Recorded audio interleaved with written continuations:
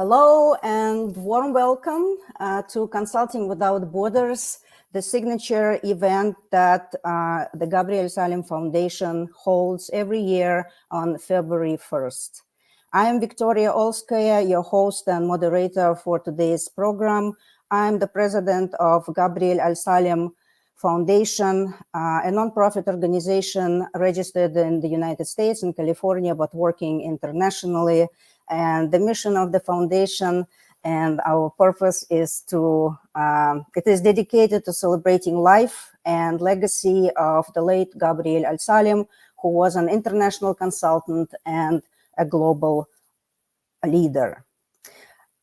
Before we start, I want to give a special shout out to all of our viewers who are joining us today from around the globe. Please drop us a comment in the comment section of the social media that you're using to join, and let us know where you're joining in from.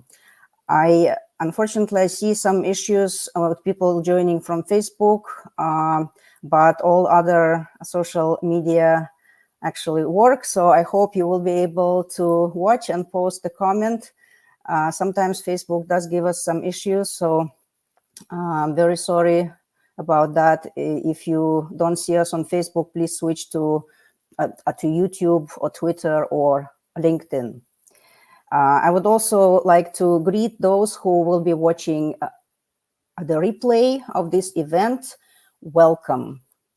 In fact, we hold this special event on February 1st because this is Gabriel's birthday.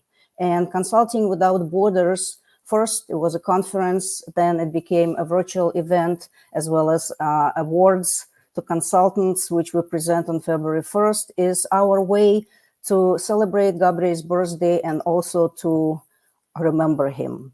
We've been doing this since 2010, when we lost Gabriel in a tragic accident while he was paragliding in the mountains near Almaty, Kazakhstan, where we lived and where Gabriel worked as director of the European Bank for Reconstruction and Development Business Advisory Program in Central Asia.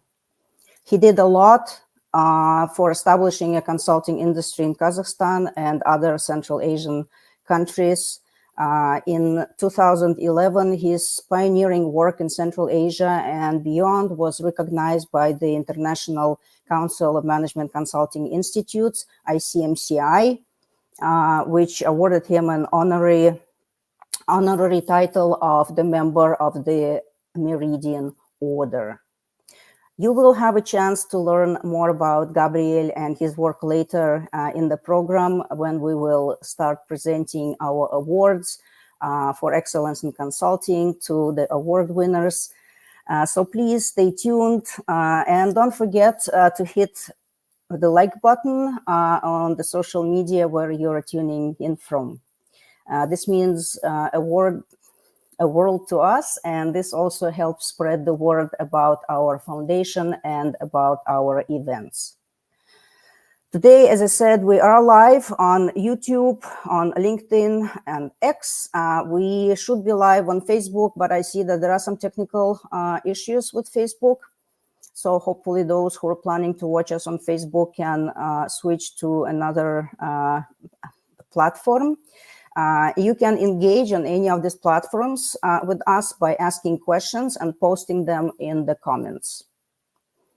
Reimagine success. This is the theme for our today's event. This topic will be addressed in the keynote presentation of our guest speaker, who will join us in just a few moments. And it will also be addressed, and it will be a theme in the presentations by the winners of our award for excellence in consulting, whom we will be announcing and who will be presenting their outstanding work a little bit later after the keynote presentation. We will meet them and hear about their work in the second half of our program today.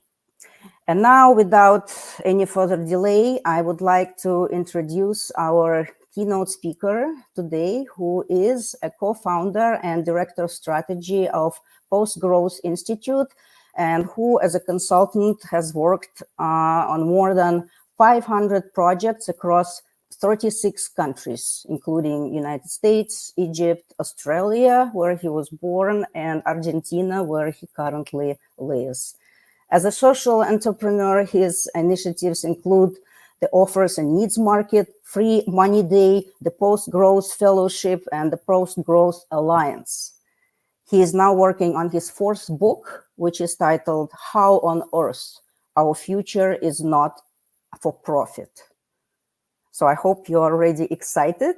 So please give a warm virtual welcome to Donnie Maclurcan, who will talk about an integrated post-growth approach to organizational success.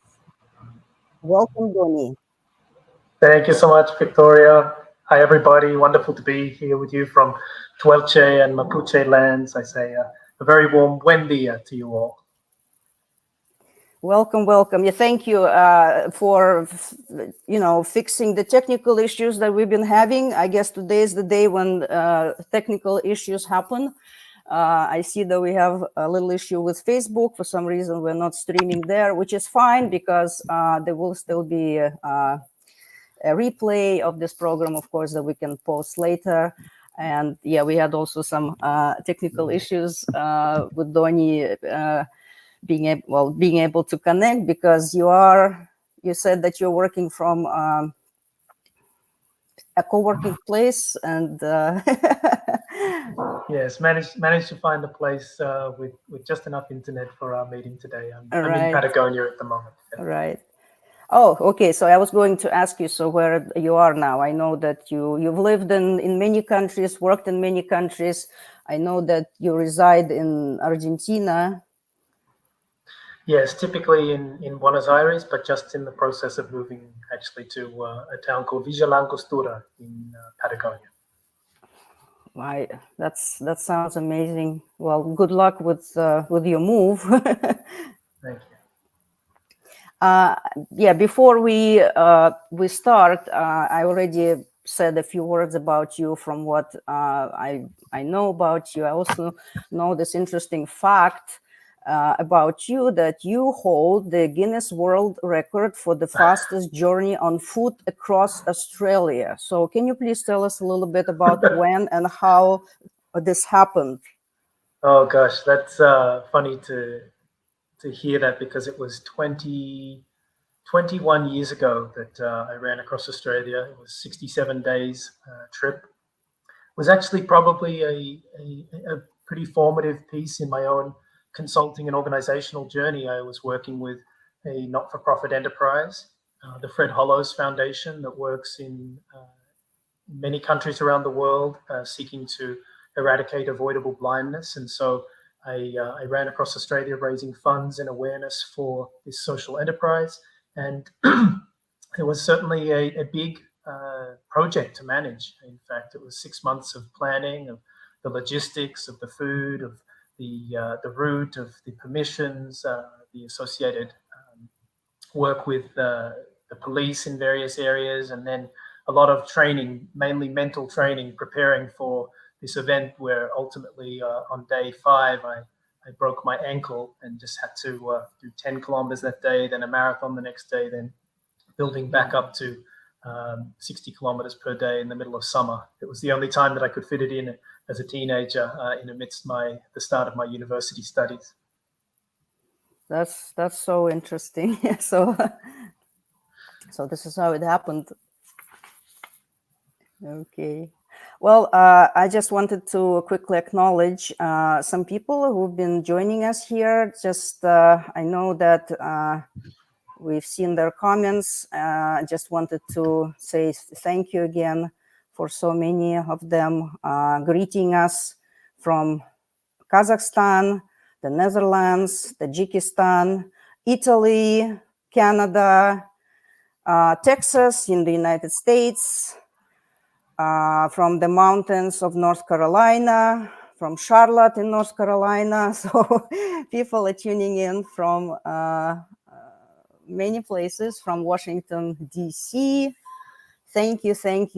From Ukraine, Great to have you all with us. Thank you so much for finding your time to join us. I know it's because of the time difference, different time zones, it's sometimes hard to coordinate. And of course, with the daylight changes, it becomes even harder, but we're just doing it trying to accommodate everyone. So for us it's early morning here in the United States. For some people on the other side of the globe it's already late evening.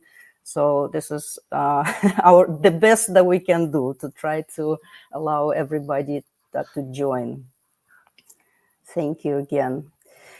Okay, well, Donnie, yeah, I know you have this great presentation you prepared for us, where you will be sharing basically the practices that you've been using in your own post-growth institute, the one that you co-founded and where you are actively involved in. So I understand that this is almost like a know-how, internal know-how for the success of your organization. And thank you very much for sharing it with everyone, with the consultants and businesses that are joining us. Thank you, Victoria. Our bodies are so amazing. They hold so much insight and wisdom. And I'd like to begin with an experiment to explore that. So for this experiment, you'll need a piece of paper and a pen.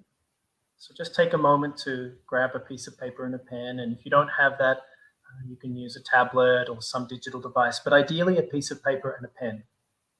I'll just give a moment for people to get that.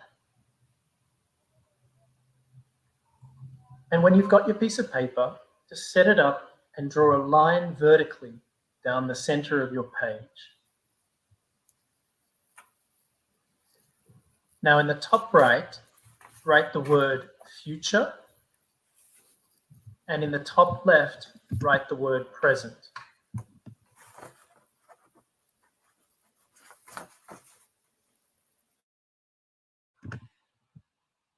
So top right is the word future, top left is the word present. And we're going to start on the right-hand side. I want you to imagine a future that is working for everyone and everything, human and non-human species.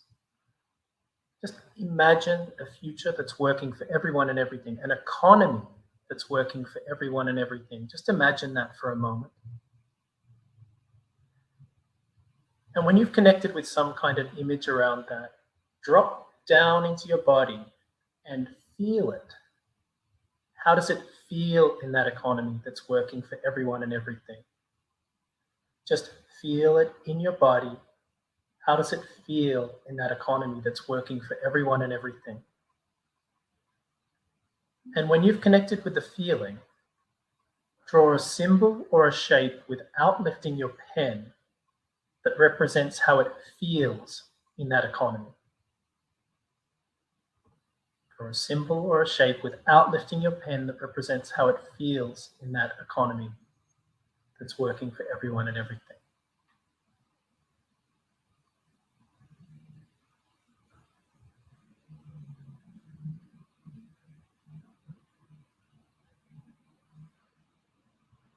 Symbol or a shape represents how it feels. Okay, now we're going to move to the left-hand side. How does the present economy feel? And again, draw a symbol or a shape that represents how the present economy feels without lifting your pen.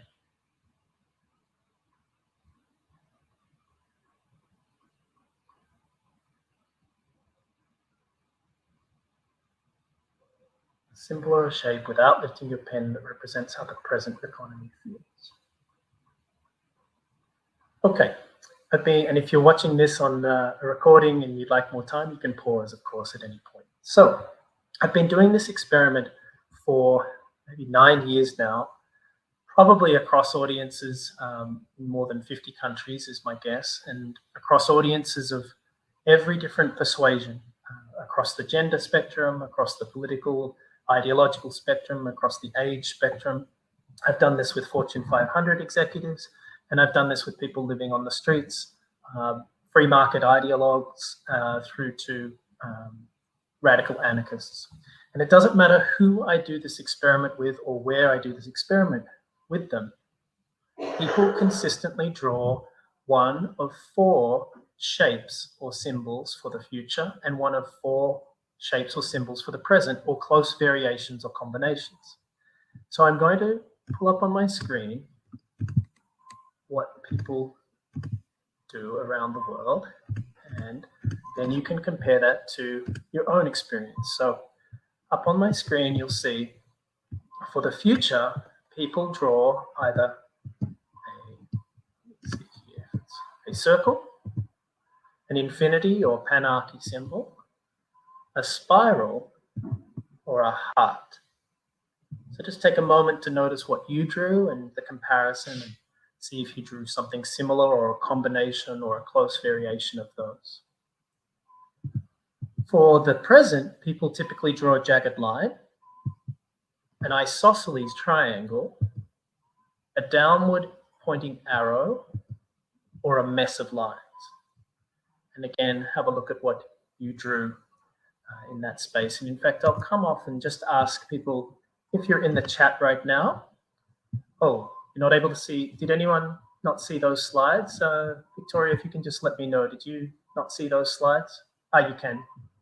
You didn't see them before?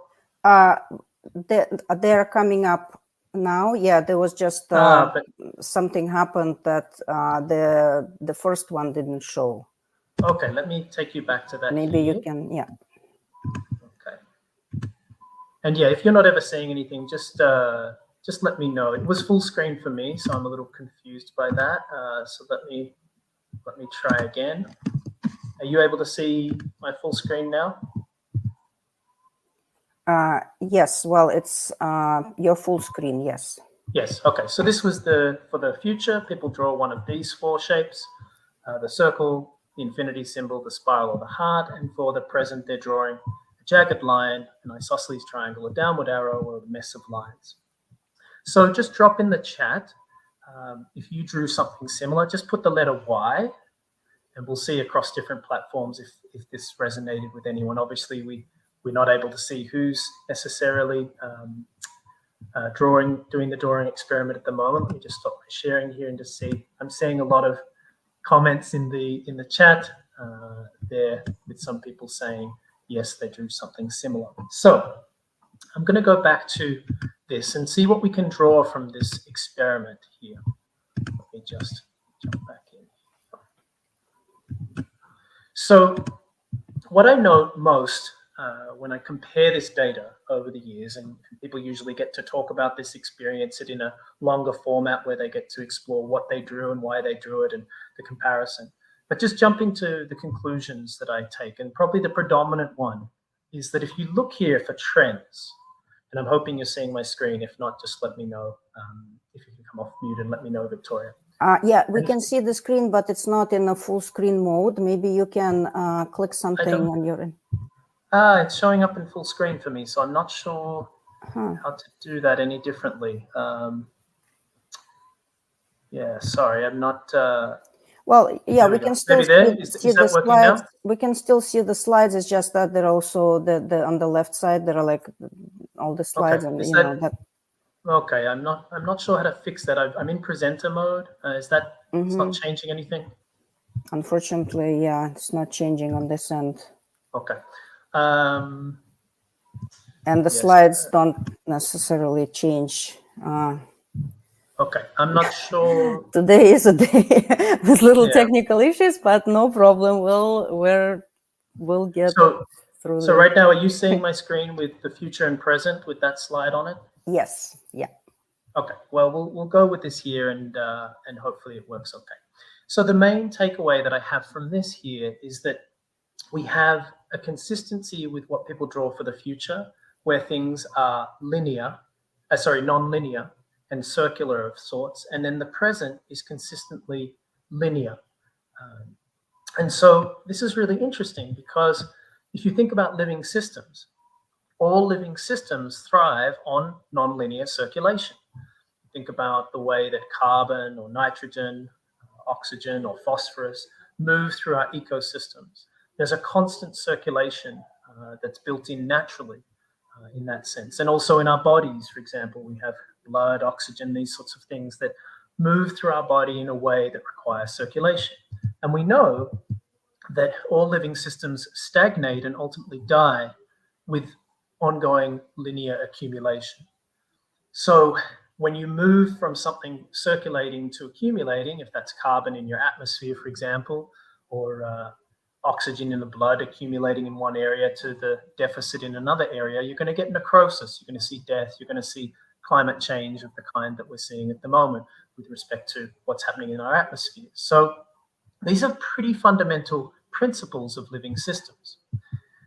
In a post-growth world, we are essentially seeking to have systems that operate, the human systems that operate like healthy natural systems.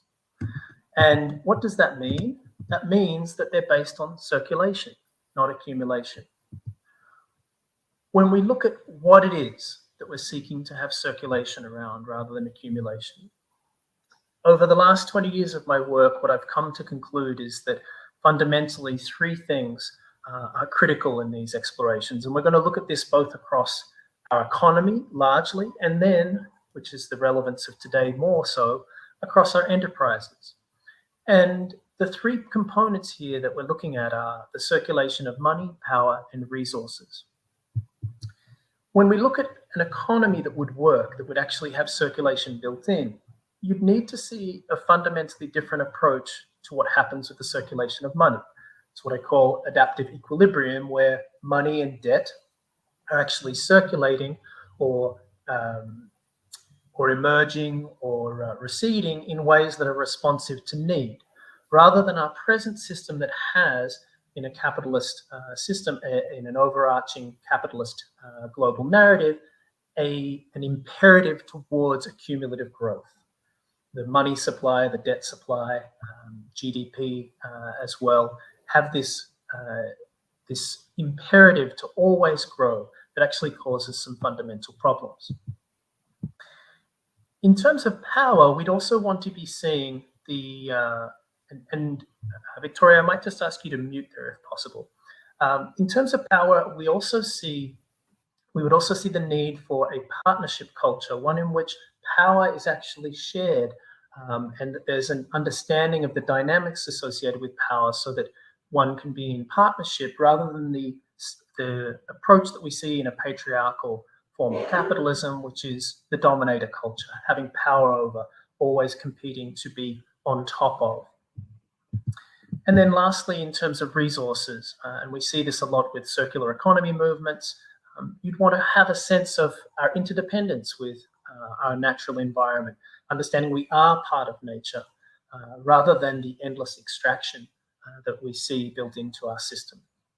Now, for greater relevance today, we're going to look at the way that these things apply in terms of circulation within enterprises. How do you circulate money, power, and resources within enterprises? Well, in terms of money, we'd say that there's the central piece around the design of organizations, whether they're purpose-driven versus for-profit, creates a very different setup in terms of how money circulates, what happens with the profits from a business, but also in terms of what happens within organizations, as I'm going to explore a little bit later today with respect to how we do things at the Post-Growth Institute and what we see within other organizations as well that are purpose-driven.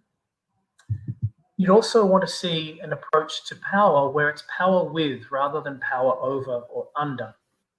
And lastly, you'd have an approach to resources that treats within organizations and within business ecosystems the notion of competition is sort of outside of the conversation. You start with abundance. There's more than enough resources in our organization. We don't have to hold on to information. We can actually share it within our organization, ensure there's not information asymmetries where unnecessary. And likewise, within our business ecosystems, to actually start with what are we offering each other rather than the competitive approach, which is often okay, what can I get from this business partnership from the outset? So we're going to look at some of these things today with respect to the organization that I've been involved with since 2010, called the Post Growth Institute. And I'm going to use an example of our budget process that we've just completed. Here you'll see 17 of our team. We have 38 people on the team. Here's 17 of them in a budget meeting that was happening, our General Assembly meeting. And the way that we approach these things of money, power, and resources is quite different to most other organizations that I've encountered. For starters, how do we circulate money? So coming back to this thing that you may have done the drawing experiment and said, look, the future needs to be circular. It needs to be based on that non-linearity. Well, in our organization, we take perhaps a very different approach to money within our organization. What that means is that, for starters, everyone in our organization who's paid, and we have 23 people out of the 38 who are on payroll. And sorry, Victoria, I might just ask you to mute again. Donnie, I just wanted to say that unfortunately the slides are not changing. I don't know what you see on your end. Oh dear. Okay. Yeah, I don't know. Maybe we can try to. Can you see my screen now? It's not. Well, yeah. Now it changed. Yeah.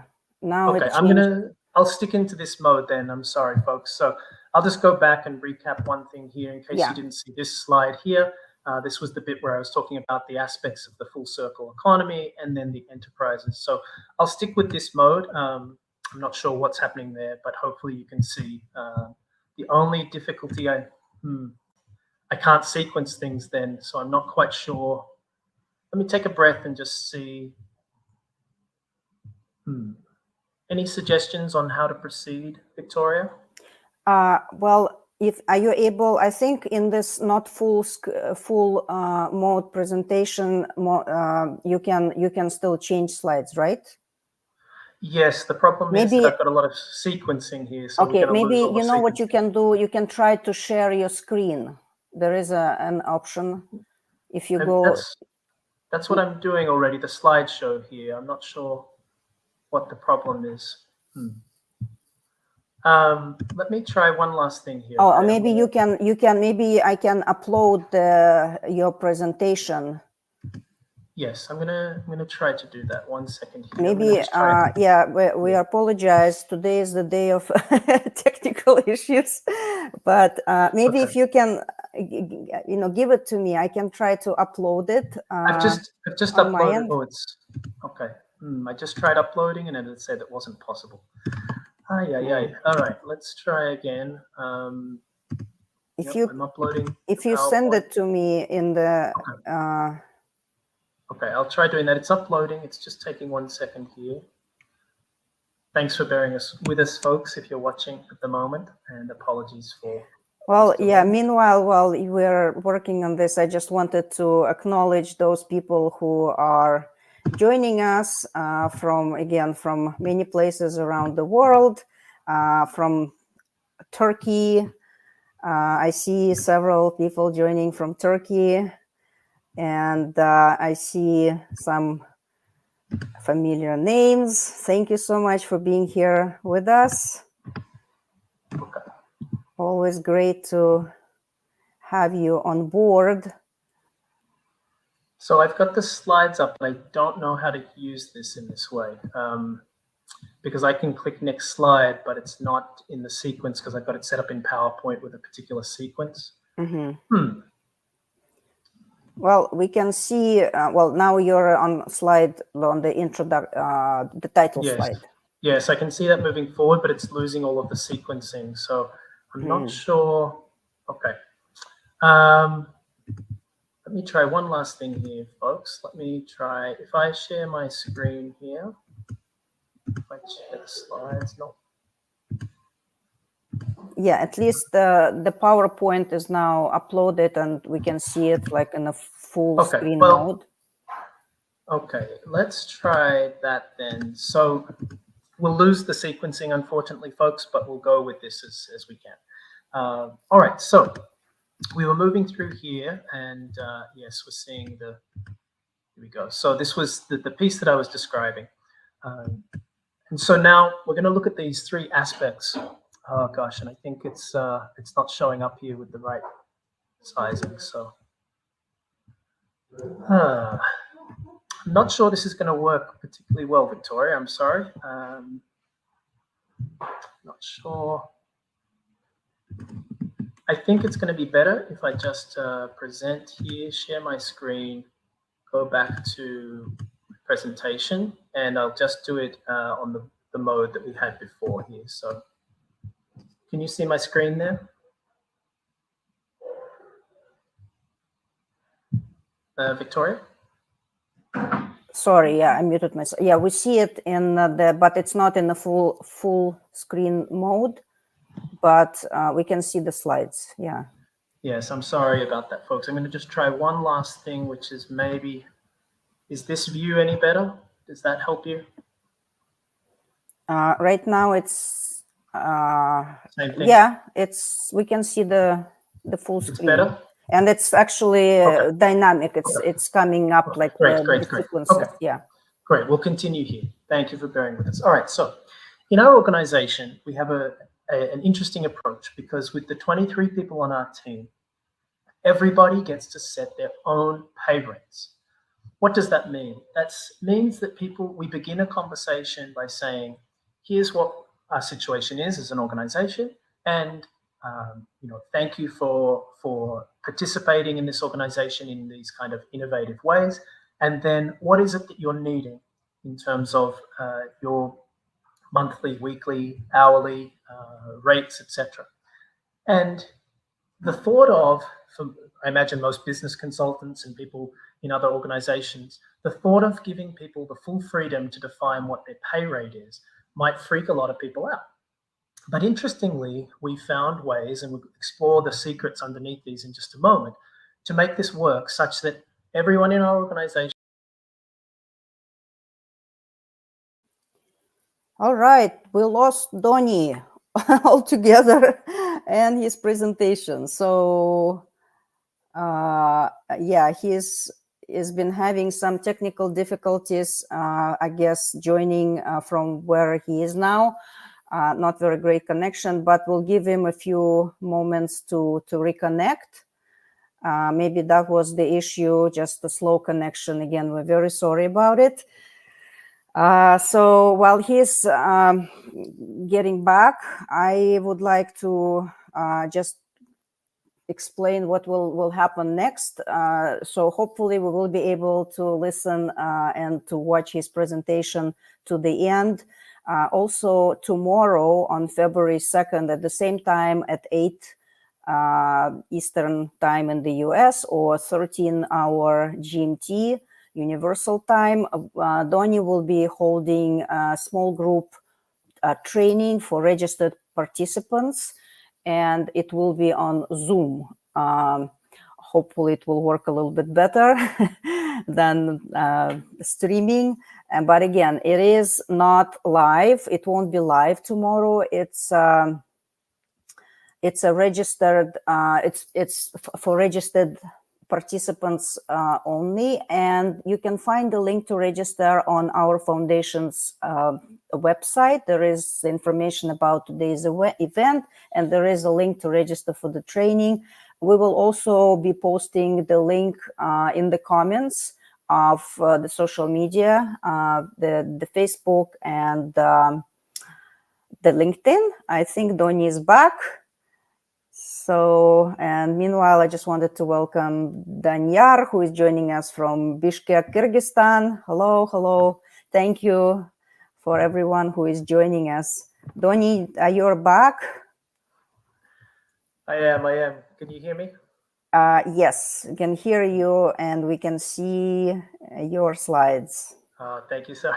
Thanks for bearing with us today. Lots of technical challenges. So what I was saying, I spoke for a few minutes there before I realized I wasn't talking to an audience, is that in our organization, we have a very unique approach, which essentially says, whatever you want to get paid is what you'll essentially get paid. And if you're working in businesses or your own organizations, the thought of differential pay rates where everyone gets to determine their own pay rate might freak you out. It's very unusual. But in fact, giving people that freedom for us has been a really powerful piece in terms of how we actually circulate money within our organization. And so what it looks like is that we have one-on-one meetings that happen with people, where with our personnel team, where people essentially get a chance to feel into what is it that I need? What is it that would make me feel really acknowledged in this organization, and what are my needs that I have to fulfill? And it means that we end up having very different pay rates because we have team members across 19 countries. So you see very, very different levels of pay, like significantly different. But in this next phase, we circulate power in the organization by doing a full participatory budgeting process. Now, if you've heard that term before, you may be familiar with some traditional approaches that governments use, for example, where they'll say, okay, we've got this amount of money and the public gets to vote on where that money goes. In our organization, we take that one step further. Our full budget, including all of the pay rates for everyone, are made fully open to the entire organization. You'll see 17 people here that are participating in a meeting. And then the rest of the organization gets to watch the recording, and everyone gets to vote and essentially have a veto or object to anything that they feel they can't, that doesn't feel good enough for now or safe enough to try. And so this full radical transparency actually gives everyone the buy-in when it comes to our budget versus a traditional approach in businesses where senior managers and a board might put through a budget, and then essentially divisions have budgets, smaller budgets that they need to work towards, etc. But there's not much participatory input into that process. In our case, it's a 6-month process that rolls through multiple stages, and I'll unpack a little bit of this more in just a moment, that essentially gives people lots of chances to get familiar with how we're collectively allocating the organization's funds. And in that sense, we had a really interesting scenario this year because our major funder did not renew its grant with us. And so we had a budget shortfall of $200,000. Our annual budget was $400,000, went down to $200,000. And yet we have 23 staff members that we're not looking to lay anyone off. And in fact, we got through this process without any layoffs happening. In reality, we even increased the pay for 3 or 4 people in the organization from memory. How we do that is that we seek to start from a space of abundance, recognizing that we have lots that we can bring into the space, not just the financial pieces, but all sorts of strengths. And I'll unpack a little bit more of that in just a moment as well in terms of the secrets. So in that regard, what is it that this model that we use, how does it enable an organization of 38 people with 15 volunteers and 23 people on payroll? How does an organization like that come to a space where, with very different pay rates for people, because there's different cultural and demographic needs that people have, people know their own needs better than anyone else. How do we create such a high level of trust that 17 people, for example, can come into a meeting and look at a budget and essentially say, I can live with that. It's good enough for now, and it's safe enough to try. Well, the secret, at least that I can see, comes from both my previous work with an organization in Australia called Project Australia for 8 years there, and the last 14 years with the Post-Growth Institute, but also drawing on my experience with more than 500 organizations around the world. What I've discovered is 3 pillars that I feel, when put in combination, especially within a not-for-profit framework. So I primarily work with not-for-profit organizations, not-for-profit businesses, or businesses that are for-profit that are looking to transition over to not-for-profit structures. These 3 pieces that we're going to unpack today for the second half of this presentation really give these pillars that, when integrated, create the deep levels of trust that allow for wisdom to surface. So that's really the key here. We're going to touch on these 3 things: asset-based approaches, socio-economic governance, and iterative design. But this first piece, where you say asset-based approaches, that we'll explain in just a moment, is about how do we drop into our wisdom in our bodies, just like in that drawing experiment. How do we get into those kind of spaces more often? And there's a technique that I'll share in just a moment for that. Secondly, once we're in our wisdom, once we're in our bodies, able to speak from that space rather than the typical kind of work that I've seen and been part of for many, many years, where conversations around board tables or team meetings, virtually or otherwise, are usually just who's the most extroverted and dominating and can say this is what should happen, etc., from an intellectual, disconnected intellectual space. When we slow down and we drop into our wisdom, how do we then steward that collective wisdom? How do we bring it out? And that's where sociocratic governance becomes really powerful. And then lastly, if we think we've just come to some conclusions based on our wisdom, how do we test that? How do we check? Is it actually wisdom? Did it actually work? And then what can we learn from that? And the wonderful thing about this cycle is that it's a virtuous cycle, because when you actually learn things, they become new strengths that allow you to more comfortably drop into your wisdom. And we'll get to that at the very end here. I want to contrast this, though, with the standard model. The standard model does the opposite.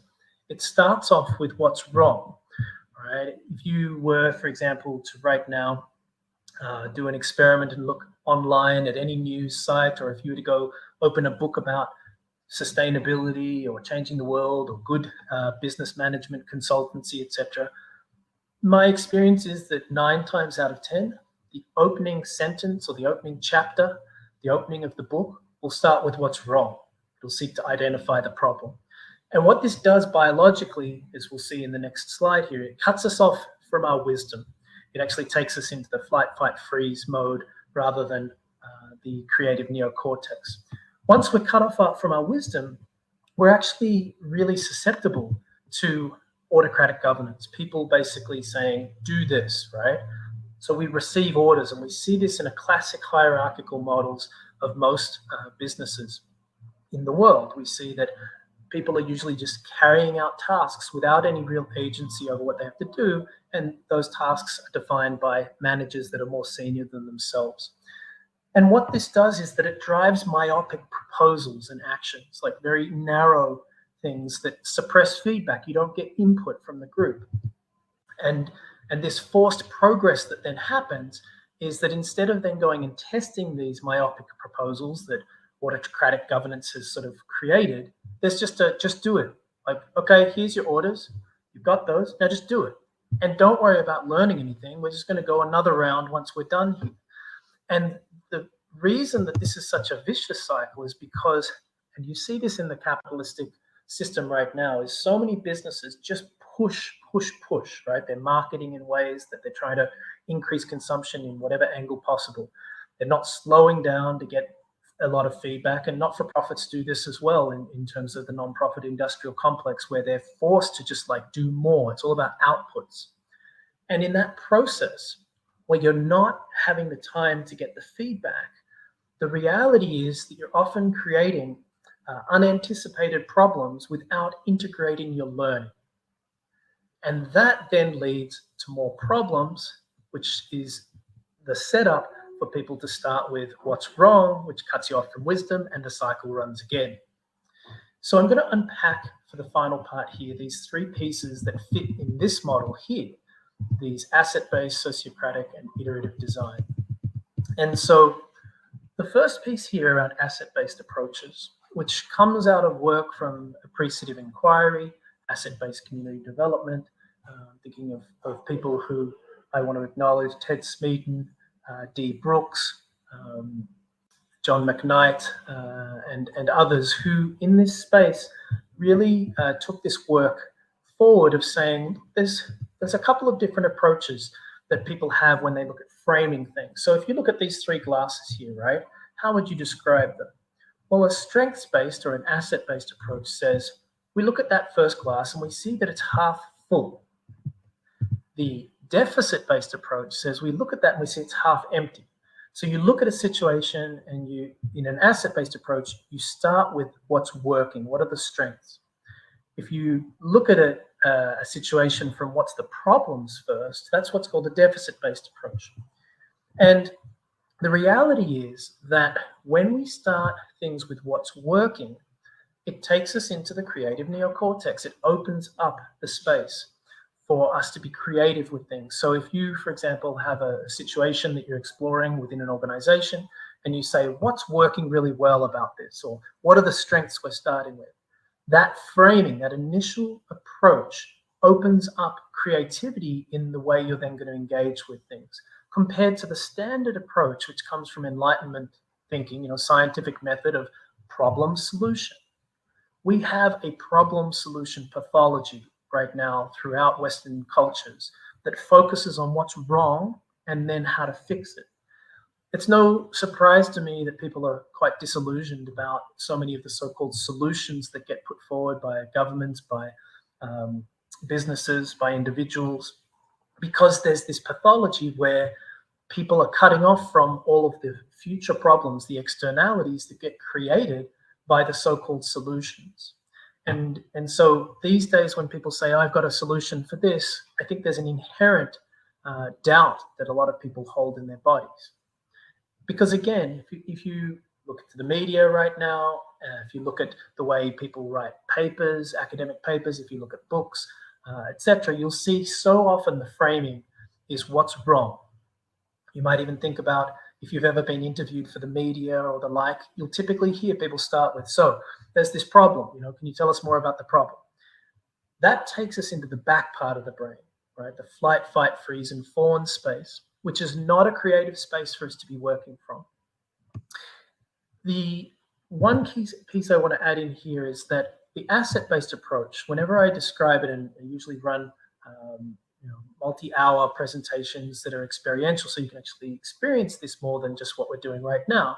But often people confuse the asset-based approach, looking at what the strengths are to begin with, to the positive and abundance thinking approach. They are the opposite. The asset-based approach says, start with strengths, which then allows you from a space of emotional and psychological safety, because we feel safe when we hear things. Like if I was to say to you all here, and just notice what happens in your body. There are so many amazing things happening right now in the world. And then if I say the following, notice what happens in your body. There are so many horrible things happening right now in the world. When we do those experiments, usually with a little more time, we discover that most often they land in different parts of the body. People feel more hopeful with the first framing and they feel less hopeful with the second framing, even though both can be true. And so positive or abundance thinking is this obsession with everything being good. Everything's all fine. There's always a silver lining. That's not what asset-based is about. Asset-based is about saying, start every process with the strengths in order to be able to go into the challenges from a space of emotional or psychological safety. There's that key takeaway. Start with what's working to more effectively explore what's not. And how do we apply this in our budgetary process? The very first time we talk to people about knowing that we had this challenge of $200,000 shortfall in our budget, right? A few of us found out that news. How do we introduce that to people? We don't say, hey, everybody, we want to let you know that we didn't get the money, because immediately that's going to take people into the back part of the brain and it's going to shut off the creative possibilities. Instead, we started by saying, we really appreciate how generous people are in this organization. We've got enough. We're going to always be able to find ways to meet people's needs. And we've got some news, and then we introduce the news. And that setup opened such a different door than it would have if we'd started with what was wrong. We're essentially biohacking the experience here. If you want to learn more about this, I put a QR code for each of the 3 different pieces here, so you can just take a photo of that. Or if you put your your camera up to the screen, you should be able to click over to that link, and you can obviously hopefully watch this in the recordings. The second is this piece that I've mentioned a little bit about, socio-economic governance. And each of these 3 pillars have a lot of complexity underneath them. Today we're just touching on pieces, hopefully to the point that you get interested or excited if these are new for you to explore them a little bit more. One of the things that we often explore in greater length is, what is this approach in regards to what you may have experienced in your life? So I'm guessing everyone watching this recording has been in some form of meeting at some point, whether that's a community meeting, a business meeting, some kind of meeting where decisions are getting made. And I want you to just to imagine, thinking back on a meeting that you've been in, which of these styles did you experience? So the first is the autocratic style, where in the meeting, essentially someone is making a decision without anyone else having the ability for input. And just note how that might have made you feel in that experience. The second is a majority rules approach, where it's, let's say there's 10 of you in the meeting, you require 6 people to vote for something.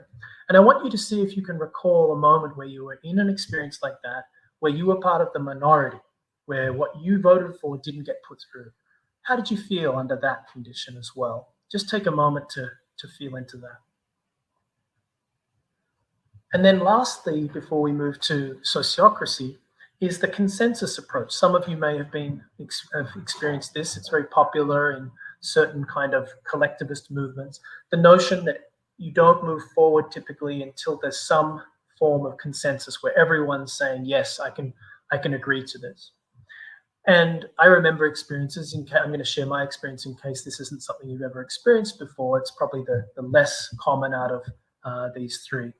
I remember meetings that would go on for hours and hours and hours because the rule was in this group that you had to have consensus. Everyone had to be agreed, otherwise it wasn't going to happen. And it felt very inefficient. Very often you'd seem like you were getting close, and then all of a sudden someone would add in something else and the conversation would run in a different direction and you'd be there another half an hour. The sociocratic approach is different to all three of those. It essentially says that you are making proposals to groups and you're seeking their consent, not consensus. And consent isn't saying that you fully agree with something necessarily. It's saying that it's good enough for now or safe enough to try, in the words of the Sociocracy for All, one of the leading organizations in this space. And if something is not good enough for now, it doesn't feel like you can live with it, it doesn't feel safe enough to try it out, then you make an objection. And in sociocracy, the wonderful thing is that an objection is something that in our organization, for example, we lean in and go, ooh, because it's a moment for us to potentially learn. Oh, someone has an objection to this proposal. What is it that we might be missing? Oh, you forgot to add in, this important detail. Oh, thank you for sharing that with us. This approach essentially goes a little slower at the beginning and then essentially faster in the overall scheme of things, because you have this ability for people to share their wisdom, right? This collective wisdom can surface through this process of people sharing objections and being heard. So the key takeaway here is that if you work in organizations or with organizations and you have someone saying, look, I've got a problem with this, treat it as an opportunity to learn and refine the proposal. So often you'll see problems perceived as like an end point to a conversation. In sociocracy, when someone says they have an objection, the first thing you do is you say, could you modify the proposal in a way that meets your objection? And 9 times out of 10, of course, people just go and change a little thing and then they're like, I could live with this. And then you run the process again. So it's not an end point. In fact, it's actually an improvement of something that allows you to learn about a collective experience in a really practical way. And so an application of this in our budget was that we had, throughout the process of these one-on-one meetings with the employees and then smaller groups meeting to look at the budget and then the whole organization looking at the budget, we had many objections where people said, this isn't good enough for now. I'm not feeling safe enough to try it. What I'd like to change is this bit. And then we changed it. And through these processes of these multiple objections again and again and again, you actually get a refinement that ended up with something that everyone consented to. Again, if you'd like to learn more, there's a link to Sociocracy for All, that I would say the leading organization worldwide in terms of sociocracy training. The third pillar is iterative design. Some of you may be familiar with what's called lean process.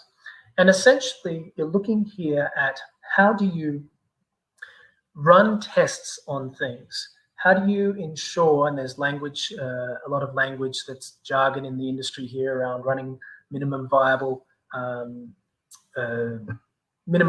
products, as they're called, and then essentially testing your riskiest assumptions without getting into too much of that complexity.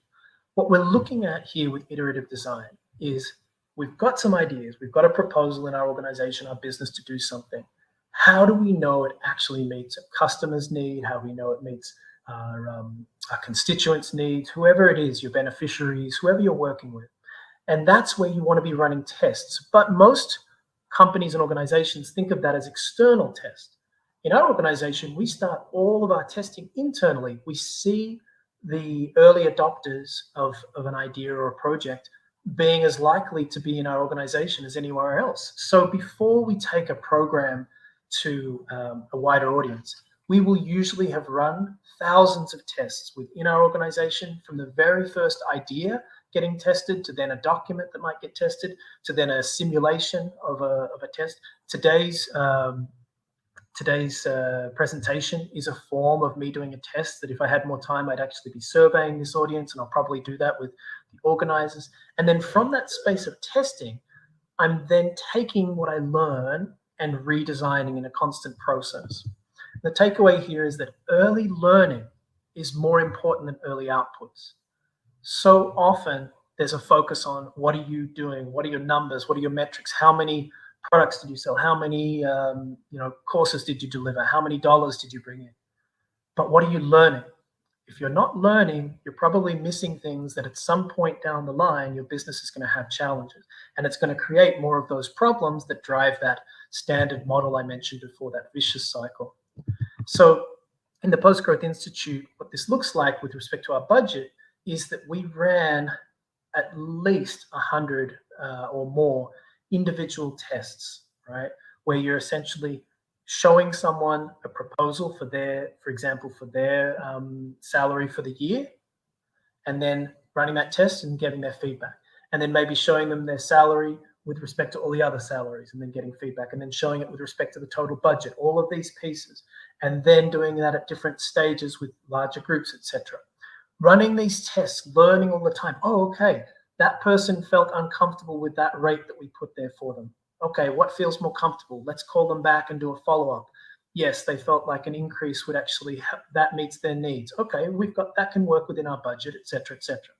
Running all of these tests, learning about, oh, the way that we framed that didn't quite land very well. We need to put our volunteer hours at the top of the document rather than at the bottom of our budget document, because volunteers want to feel more seen in this space, given this is a budget around primarily the people who are getting paid. These sorts of learnings that we have here. So again, you can learn more. There's a link there to the Lean Startup, Eric Ries's work, very foundational in this space, geared towards for-profit business. But some of the lessons there, I think, are very foundational, and I think can help organizations to get addicted to learning rather than being addicted to outputs. So just to recap, these three pillars that we've gone over briefly today, when we integrate them, they create this virtuous cycle.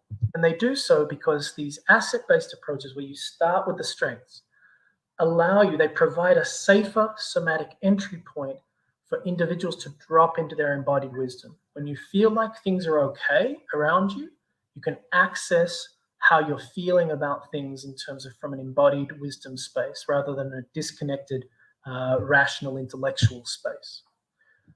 This dropping into embodied wisdom allows this sociocratic governance, which then enables the collective embodied wisdom to effectively be shared and acted on. Gives that opportunity for it to be surfaced in ways that you can learn. I mean, one of the most exciting things that I've ever experienced is being in meetings with people, and I never thought I'd say this, being in virtual meetings with people, including people I've never met before, where in the process of an hour, we come to multiple decisions and multiple resolutions where the initial proposal got reworked 6 or 7 times, and every single time it got better. There's something really, really exciting when you actually get to see how the power of the crowd, especially if you're someone like me who considers themselves like, maybe someone who likes to think a lot about ideas and be innovative. When I get to realize that collectively we create much better designs than just by myself, that feels really, really empowering in a way that I didn't expect. And then from that space of seeking to act on these ideas, this iterative design allows us to learn about whether it's wisdom that's being applied. Maybe we were off the mark. Maybe our own personal emotional pieces were getting in the way of us feeling into what needed to be done. And in learning about that, the great thing is you then get to have more strengths, right? I've learned this in the last project. That becomes a strength. So that when you start the next project, you can start with, here's our key learnings, here's the asset-based approach, here's all the things that we know about this topic already, which again creates the safer entry point, etc., right? And the virtuous cycle continues.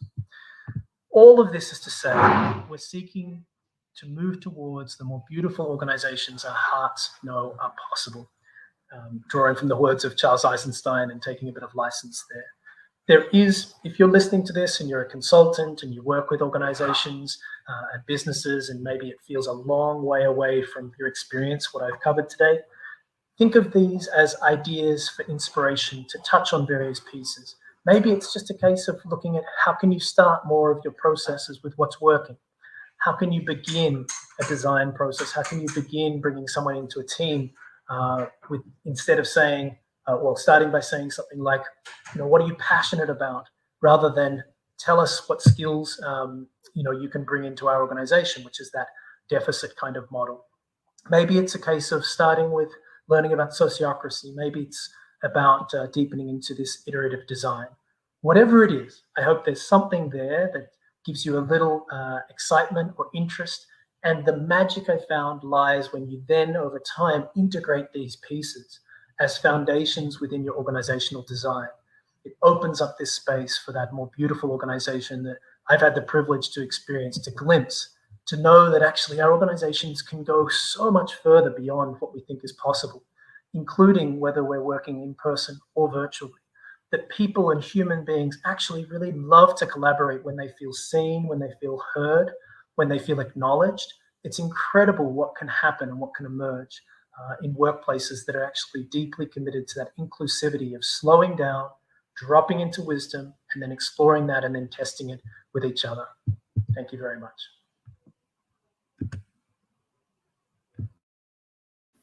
Thank you so much, Donnie. This is so inspiring. And of course, I've been thinking about our organization and how this can be applied, right away. And yeah, it's really amazing what you've just described, and it really gives hope and truly encouraging and inspiring. Thank you. We actually have a couple of questions, if you don't mind. We're a little bit behind the schedule, but not that much, so no problem at all. We can definitely handle the questions. And I think, yeah, we got the links to the resources that you mentioned. So we have them now, so we will be able to post them in the comments of the social platforms, and also we'll post them on the website, on the conference, on the events website. So for those who would like to explore this further. And of course, just as a reminder, tomorrow, same time, at 13-hour Greenwich Mean Time, a universal time, Donnie will be holding a training for a smaller group of registered participants, and you can use this unique opportunity to talk to Donnie and ask questions and get personalized advice about your organization or perhaps your personal life as well. So we got a question from Gulsum, who is joining us from Kazakhstan. Thank you so much, Gulsum, for being here. Do we need only thinking positive, or we need emotions also? That's the question. Yeah, thanks, Gulsum, for that question. What I would say is that it's both, but that the sequencing is what I found to be so critical. So if we want to actually explore how are we feeling emotionally towards an issue, a topic, etc., that opportunity to actually give yourself the spaciousness to know, what am I feeling, right? Which, for example, in most organizations that I've encountered, there's not usually the spaciousness to actually slow down in conversations and go, how do we all feel about that? And if that question ever comes up, right, which I do hear that question a lot, what typically happens in my experience is that people will then immediately seek for someone to respond, right?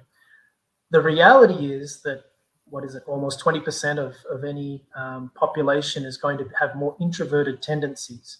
And so if you put people on the spot and you say to people, how do you feel about that? Some people are not going to be able to respond immediately. They're not going to feel comfortable with that. So the asset-based approach says, all right, let's set up, if we're wanting to explore how people feel about a topic, let's start with some framing. So let's say that we were talking about the issue of housing in our community. We might start with a framing that could be as simple as, I'm really excited to be here today to explore this topic with you, this important topic. That little bit of framing sets up an engagement now where if I then ask an audience, how do we feel about the issue of homelessness or housing in our community? And then we have silent process to actually go, how do I feel about that? And then you give everyone a chance to share. That then allows that emotions to emerge after that positive framing at the beginning. So it's the sequencing, and it's about creating space for emotions to actually emerge. Thank you so much for your response. I thought we had one more question from Ron. Yeah, thank you. Thank you, Anya.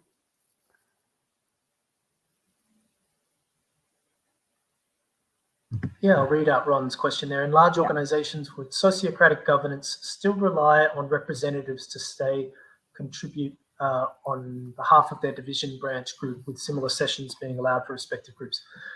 If I'm understanding your question, Ron, it's a great one.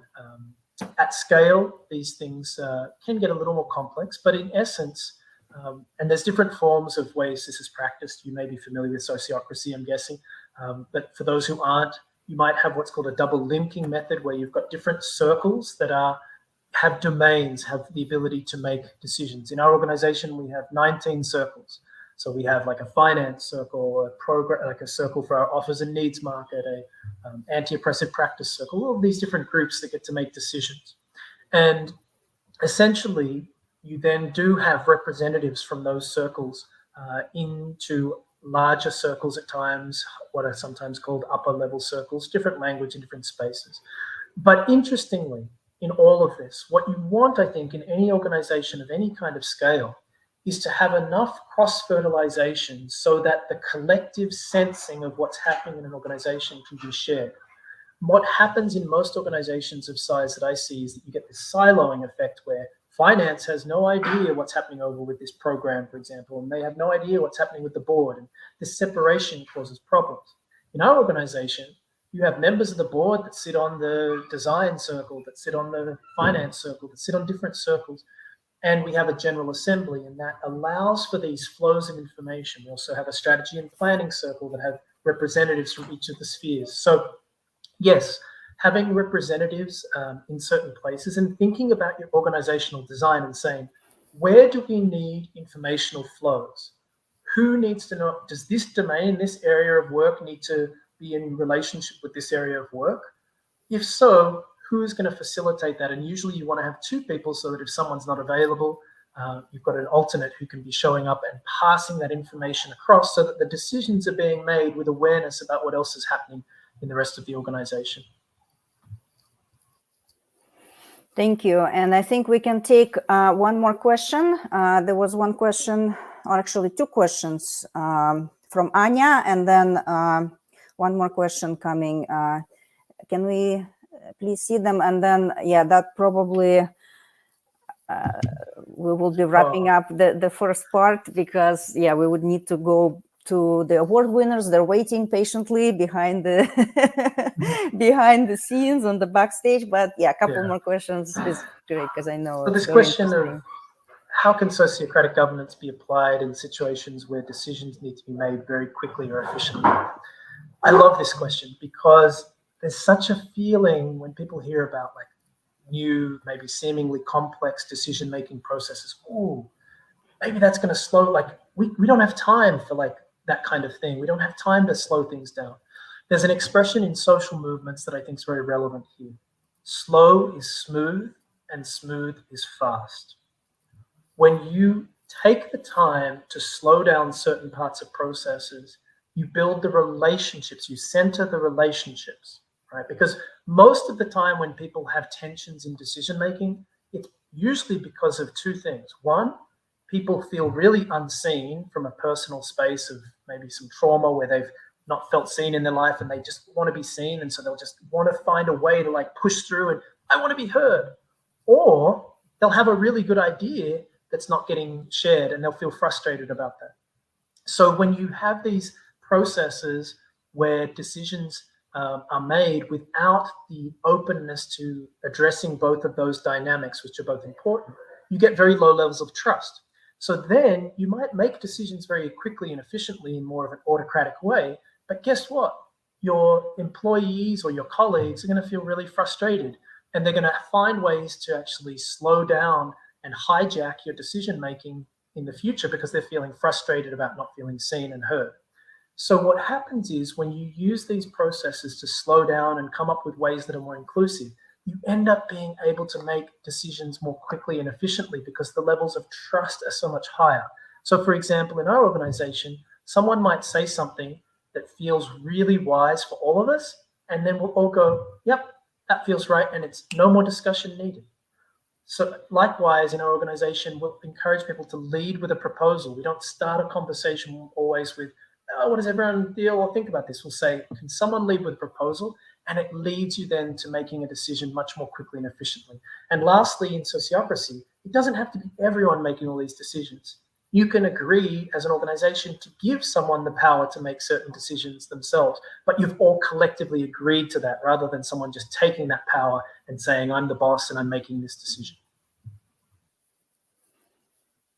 Thank you so much. One last question from Annabelle. Thank you for joining us, Annabelle.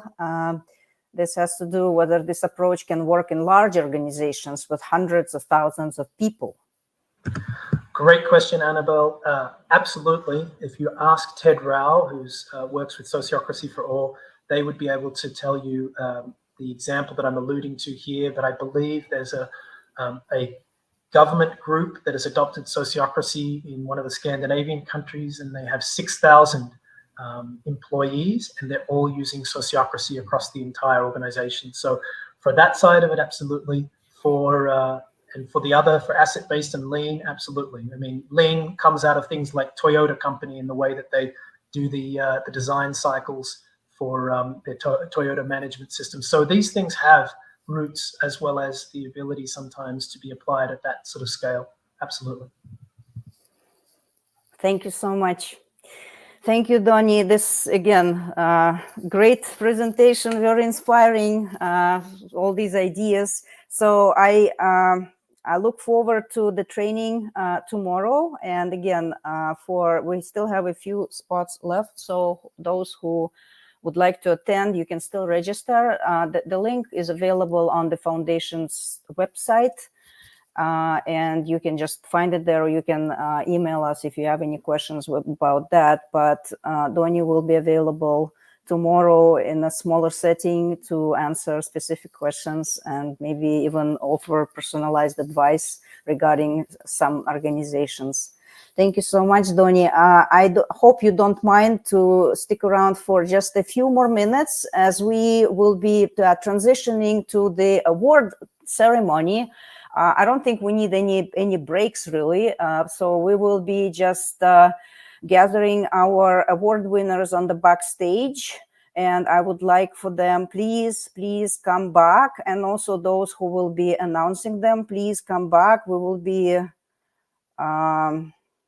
yes, I think I see some people that we can already move on with that. This is great. So just a few words about the award for excellence in consulting. Just like I said at the beginning of my introduction, this award came to us as an idea to continue Gabriel's work and his legacy, and something that can be going on for many years. And Gabriel was an excellent consultant himself. He was a certified management consultant, and he did a lot for building the consulting industry, specifically in Central Asia, but he also worked in other countries in the former Soviet Union. And he is well remembered there. He was recognized by consulting organizations. So this award is really is for professional consultants who deliver outstanding results, accumulating in great improvements to clients' companies. It also, of course, emphasizes and promotes highest professional standards and best practices within the consulting industry. And we especially appreciate the projects that support sustainable development goals and that work on the solutions that address global challenges and help us all build a sustainable future for all. So those are the projects that we particularly like and encourage our consultants to work on and then to send for our awards. So before we start the ceremony, where we will have 5 winners announced, and then they will be presenting their work in very brief presentations. I just wanted to emphasize that there are no places in our awards. Rather, it's more awards in specific categories. So the order that we will be presenting our winners do not indicate that this is the first, second, or third place. They're all equal, winners. And I also wanted to say that in addition to the International Award for Excellence in Consulting, we will be presenting 2 awards to 2 organizations, which we established last year and which we call Award for Ukraine.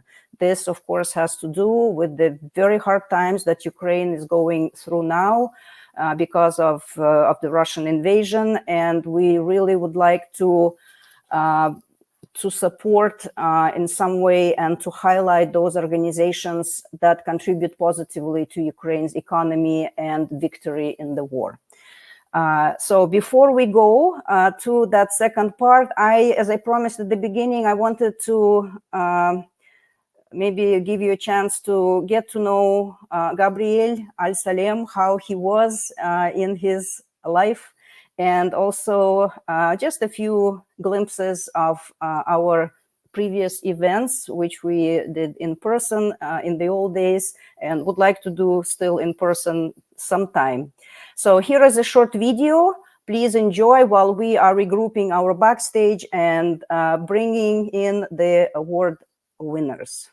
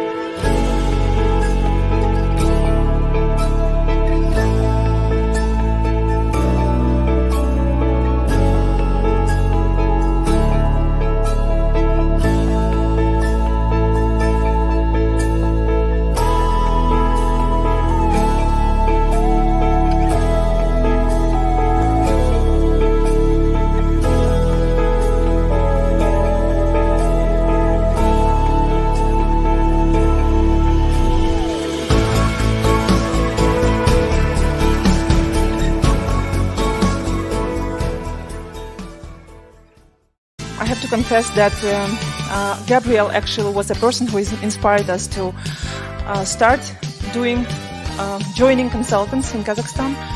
And in fact, this is a result and this is a dream of all of us to create such an organization. And we actually believe that Gabriel is still with us.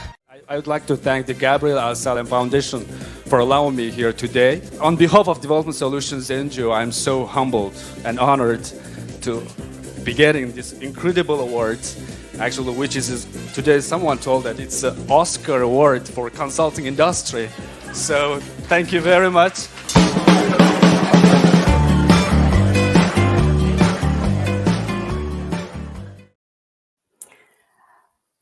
So yeah, this was just a few clips from our award ceremony exactly 10 years ago, 11 years ago in 2013. That was our second event, conference, and the award presentation to our winners from many countries. So I would, for now, I would like to start the ceremony, and I would like to invite here again Donnie, who was very kind to stay on for a few minutes to introduce the first winner. But before we do that, Anya, who is handling our backstage, can you please play the award music?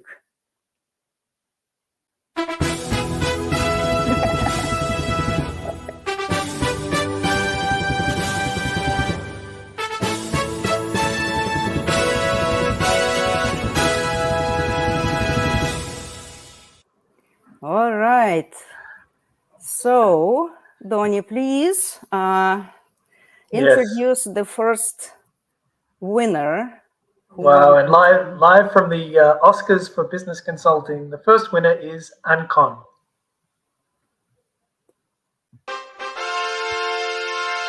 Ancon Consulting from Turkey.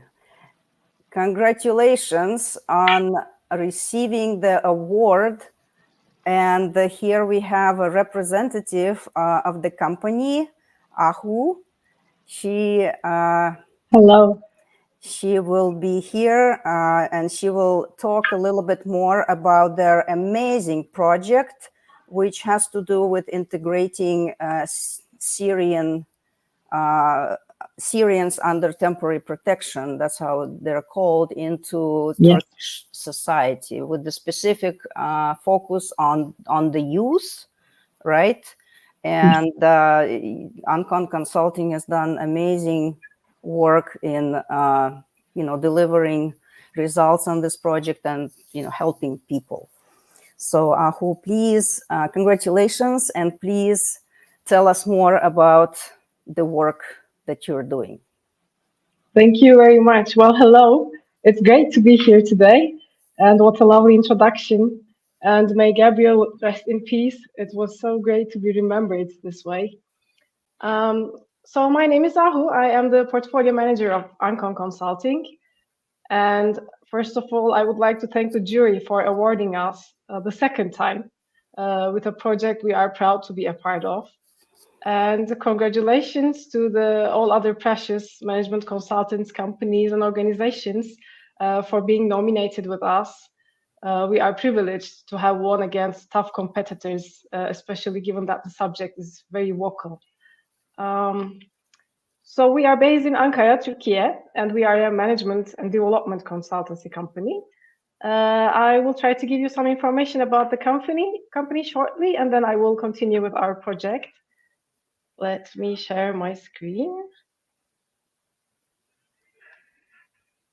I just wanted to say, Donnie, I don't want to take more of your time. So unless you want to stay, you're always welcome, of course. But if you need to go, I understand. So at this point, I'll stay, but I'll stay okay. in the background. So perfect. Yeah. Thank you so much. Okay. Can you see my screen? Yes.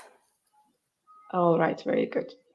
So we are a management and development consultancy company based in Ankara, the capital of Turkey, and we are almost 40 years old. We work with different international funding institutions. We work with the local funds. We are a co-signatory of UN Global Compact. The number of technical assistance projects we have been a part of are exceeding 250 this year. We have worked almost all over the world. We have trained more than 150,000 people through our projects. And we have won 25 awards so far, and we have managed over 1,500 grants. These are the areas we're working on. You see, from regional development to vocational education, from agriculture to health, environment. We work in various different fields with various different projects and experts. And when it comes to our specific award-winning project, it's an EU-funded project. It's called Social and Economic Cohesion through Vocational and Technical Education. It's funded through the German Development Bank. It's worth 50 million euros, and we are responsible with the technical assistance part as a consortium with the GFA. So the project is targeting 8 provinces, namely Gaziantep, Hatay, Istanbul, Mersin, Adana, Kilis, Şanlıurfa, and Bursa, where mostly Syrians under temporary protection are located. And we are targeting 55 schools in these 8 provinces. The project began in 2017 with a 42-month duration. We had 2 extensions, one because of COVID, because we had to stop work for a while, and then because of the success of the project. The first phase has been completed in June last year. We are now continuing the second phase, SEUP 2, and we are still negotiating to take over the third phase, hopefully in 2025. The project has 3 main components, and one component, we furnish existing vocational and technical secondary institutions, schools. There are some schools which are brand new, but there are schools that need really renovation or new equipment for their students. So through the project, we organize these. We have student support packages for Syrians under temporary protection and for disadvantaged Turkish kids, where we provide food support, clothing support, and consumable support for their respective fields. And then we also have awareness raising and visibility activities. The overall objective is to foster social and economic cohesion of Syrian refugees and Turkish host communities by improving their employability and qualifications. And the specific objective is to increase the access to inclusive quality vocational education and training for Syrians under temporary protection and Turkish adolescents in trades with high demand in the labor market.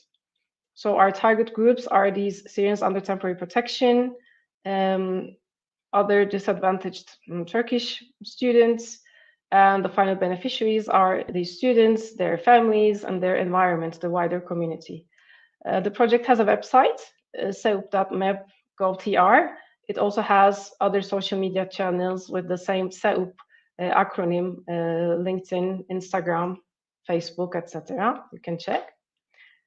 So through the project, we try to improve the students' socioeconomic status. We try to reduce their reliance on government assistance, and we try to emphasize economic empowerment. These are sample photos from our work. These tablets we have delivered to thousands of students through the project.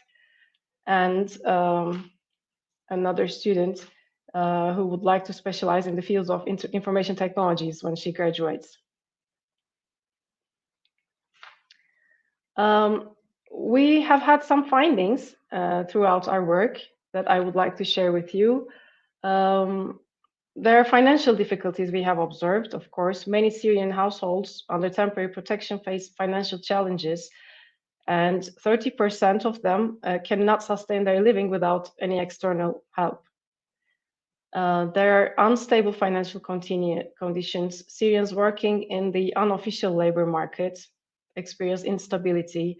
They have lower pay, less work stability, and limited access to social benefits. There are challenges in education. Reintegration into the Turkish schooling system is a challenge, especially for grades 9 and above for students. They have difficulties transitioning from non-formal to formal education in Turkey. And there is an anticipated migration of more Syrian students into technical high schools, requires facility and equipment renovations. These are again sample photos from our project ateliers we have renovated. In our project, we cooperate with not only Turkish teachers, but also Syrian teachers. because they play a very crucial role in influencing the community. Their impact on encouraging parents and children to engage with the Turkish educational system is really significant. They can convince families to enroll their kids in vocational schools, which is very important for us. So we organize family visits with the help of these Syrian teachers to families who don't send their kids to school, and we try to persuade them to join the schooling system.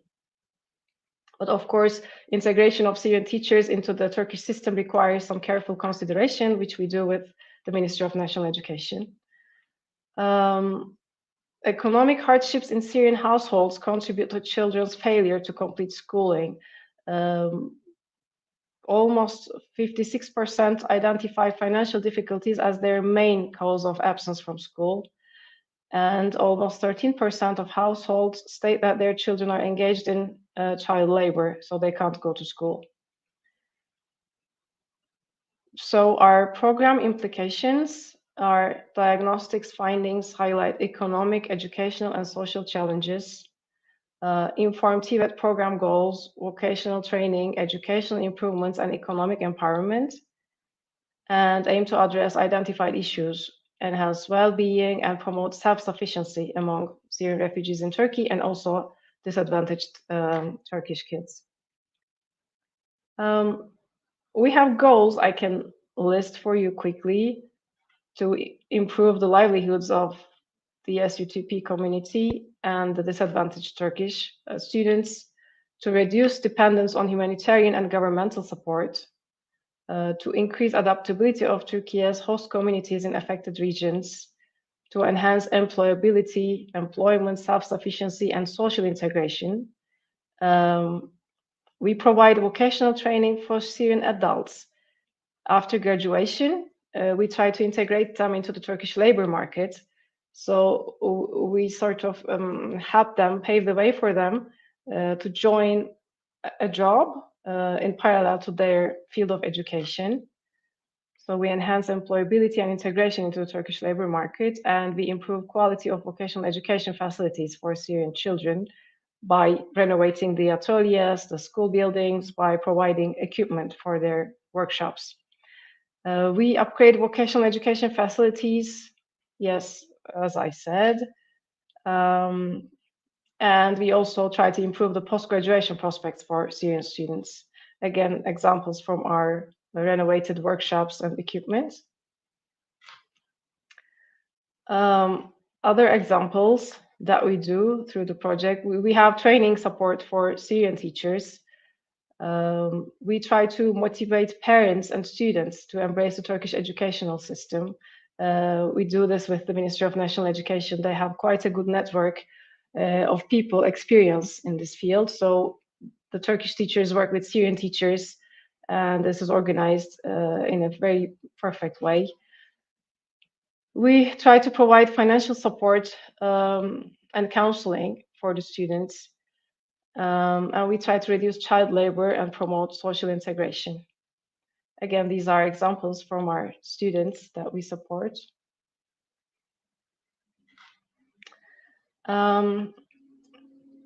After graduation, we also organize training programs for Syrian adults to enhance their employability.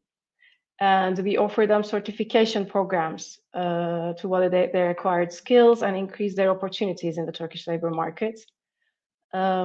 Student support packages are packages that have reached, let me check, almost 93,000 students, which is lunch support, clothing support, and consumable support monthly for the students. And we have renovated almost 1,200 workshops, ateliers, over the course of the project in 55 schools.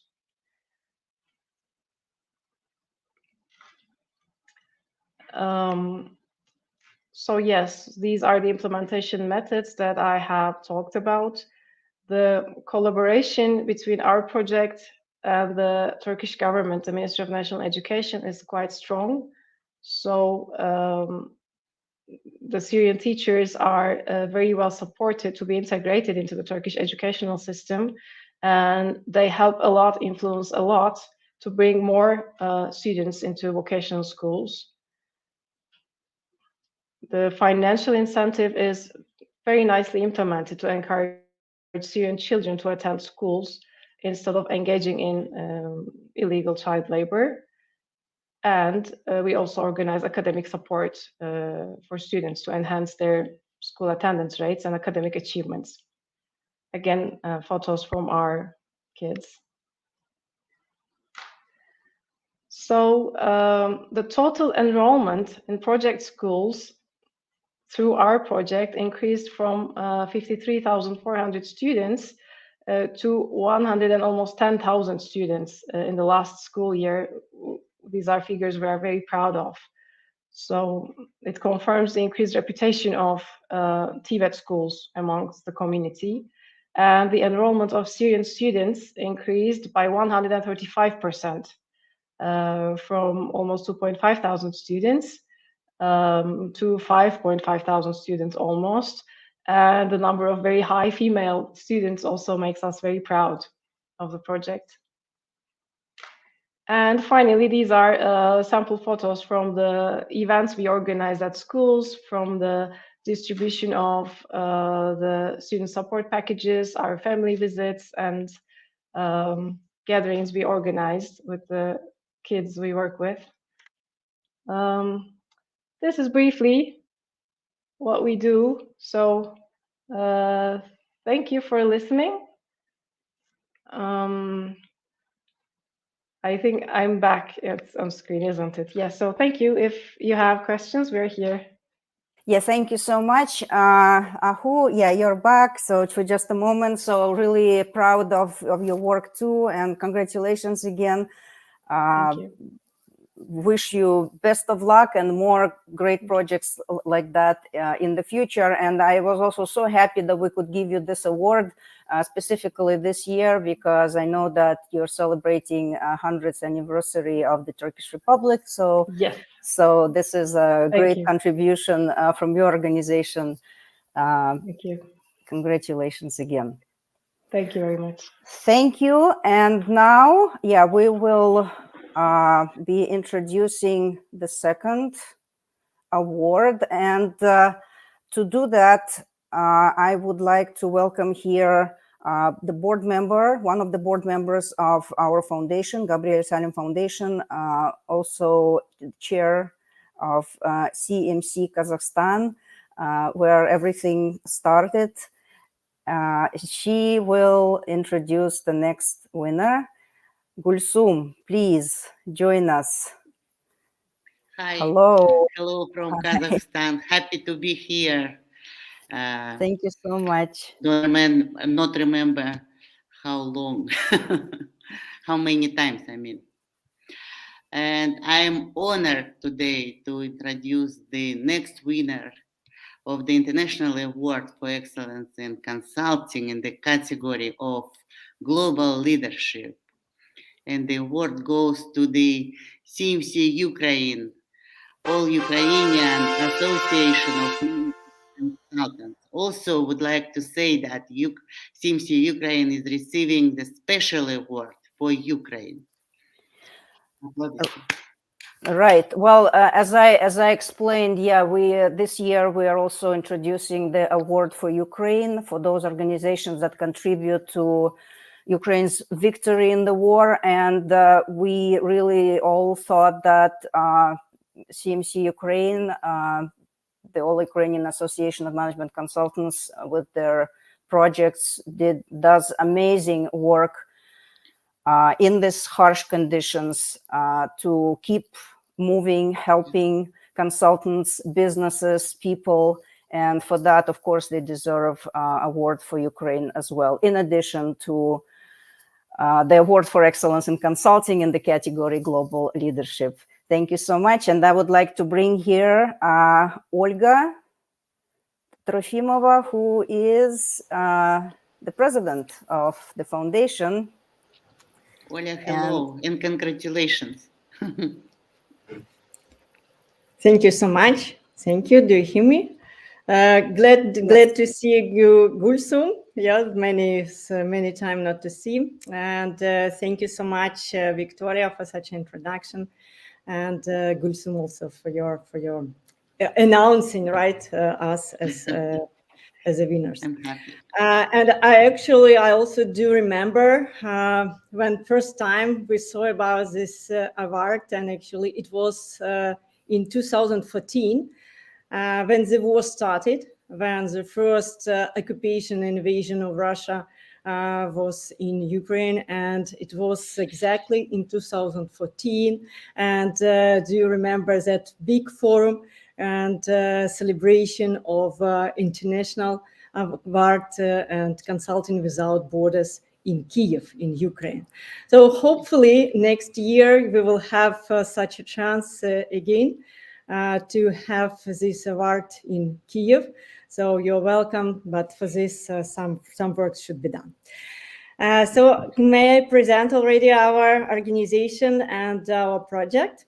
Yes, of course. And I just wanted to say that, yes, in 2014, we did our in-person conference and award ceremony in Kiev, Ukraine. And at that time, the war was already starting. So we were not even sure if this would be possible, but we were lucky because all the participants came regardless of some, threats and the difficult situation.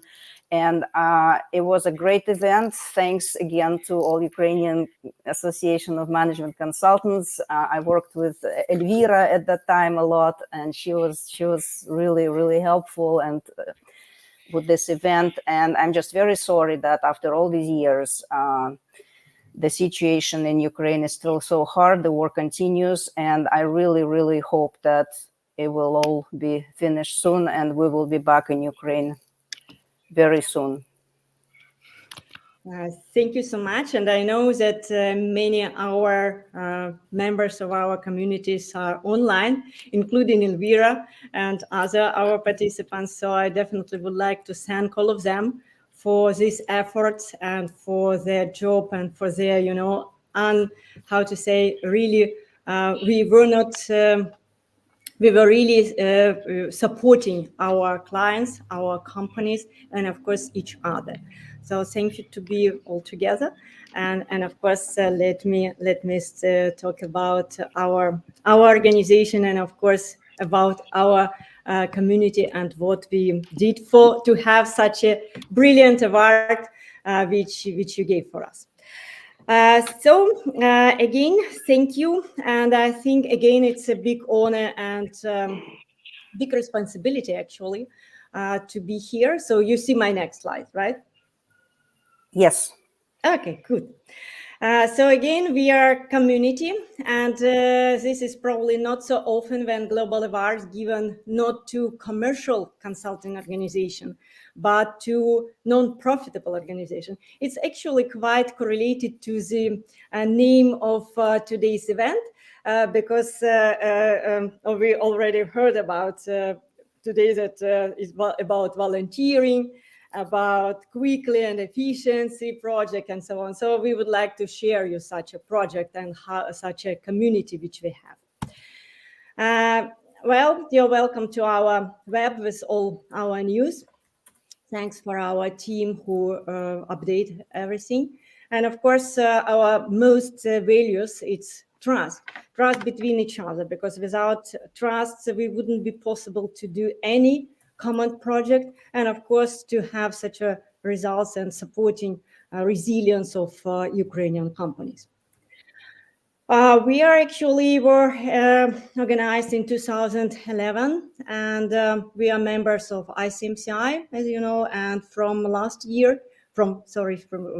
2 years ago, we are member of FIACO organization. And and we do all these events. Actually, this is not first worldwide award for our Ukrainian companies, and we are also very proud that they were a member of our team. Who we are? As many other consulting organizations, as again not commercial, we are of course providing and actually supporting professionalism, as you say, yes, and professional standards in consulting, which are very important, of course, and certification of management consultants, which shows also kind of recognition of our professionalism.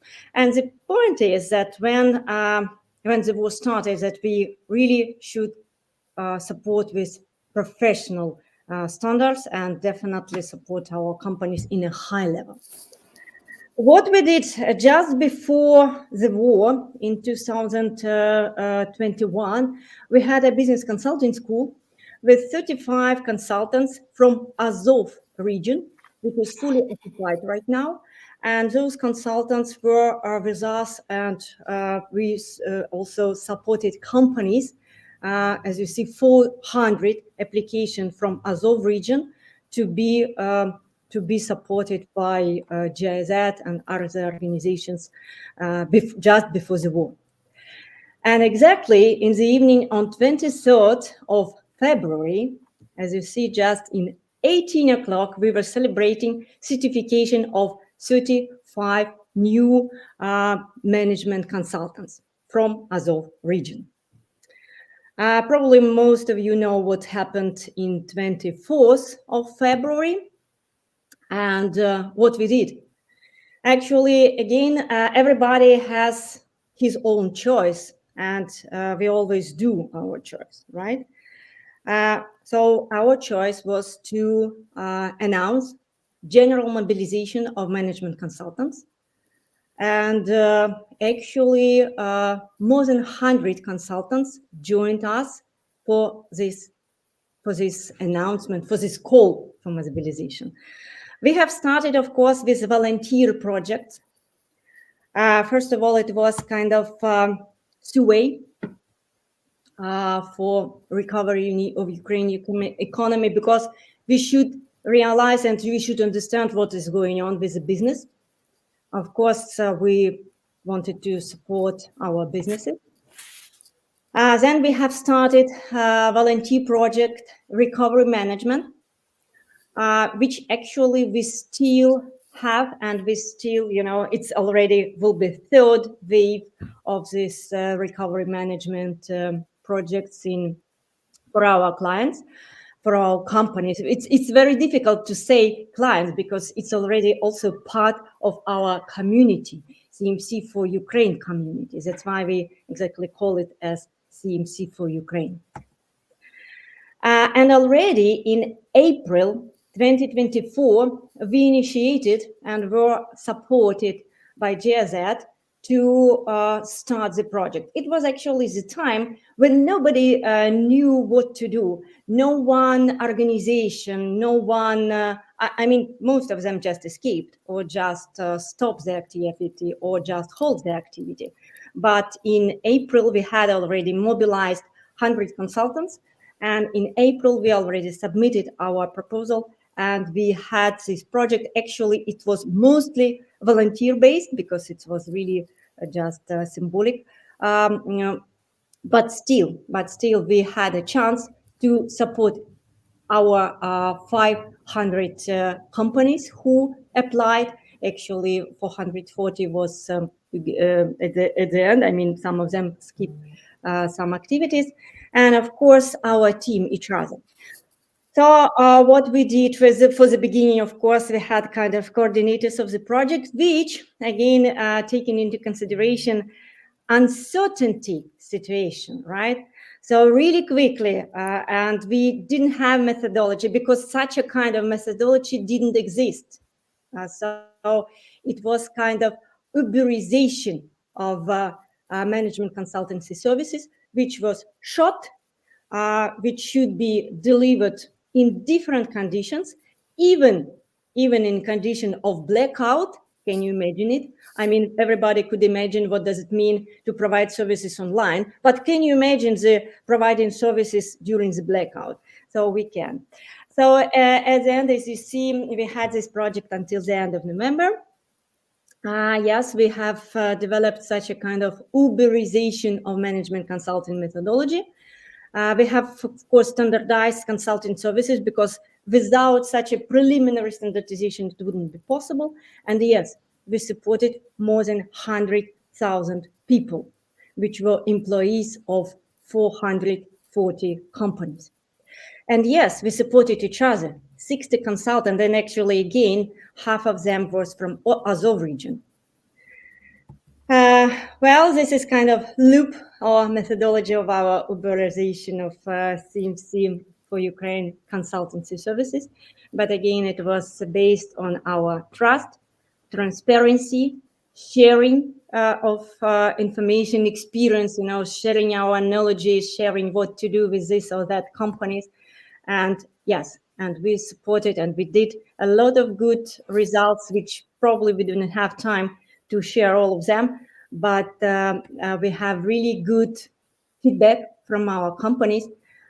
From my point of view, and after this listening the keynote speaker, I would say, this possibility to deliver people to people, human to human, to give them, being even each of us was not also in uncertain situation, moving from city to city, from region to region. But again, we were emotionally intelligent enough to support our companies, to support our people, to come back to business, to be resilient, and to proceed, to support also their employees and their businesses to move forward. This is, I would say, the biggest and the most important KPI which we had at the end. Even though that, of course, we had a lot of KPIs as growth or, I don't know, fundraising, whatever. These are some pictures of our clients. This one, it's the company from Bucha, Vietnam, company from Kiev, who didn't stop their production, even increase their exports. Company which also stops their production at the beginning, but then come back because he does really, really important prosthetics for our people again. From agriculture, from different industries, from different part of Ukraine, and people were coming to us to be supported by our consultants. And of course, for them, it was for free. Well, we share our experience to many, actually, if we had 17 formalized success stories, in the reality, it was much more. And we have disseminated the results more than in 13 international events, because we wanted to share it for many, many countries, many companies, to share our resilience, which again, based on our human-centric approach, on our human-to-human approach and people-to-people. And again, it was not for profit, so we definitely correlate to the name of today's event. SME Assembly and many, many others. Also in FIACO, we also presented it to our other international management consulting association, BDO, German Association of Management Consultants, and Vienna Congress. We also actually had Konstantinos International Award exactly for this project this year. And although we skip visiting Amman for many reasons, because it was not the time to celebrate and to have a feast when the neighbor country was also attacked by terrorists. But we actually, as you understood, we have not stopped.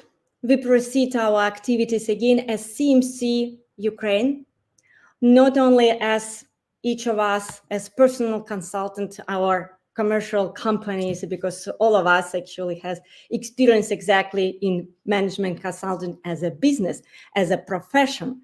But we proceed to do projects and support Ukrainian companies as CMC Ukraine, again, not for profit. And yes, what we do and why we do it. So we do, and we build our ecosystem, which of course, first of all, based on trust, on supporting and caring about each other. And I really like this today's first task about our future, right? So I probably this picture is definitely could describe the future what we are building. And we are, of course, proceeding to build such a future for our country. And I hope that nobody could give the project about integration of Ukrainian people into other countries. Well, we do have, as I said, our already community of our clients, of our companies which we're supporting. We call it CMC for Ukraine. We did and we still do a lot of volunteer activities for them, including matchmaking, supporting them in international events and international cooperation. And again, we are really the community who is looking forward for our victory. And yeah, thank you so much for your trust and recognition. Stand with Ukraine. Slava Ukraini.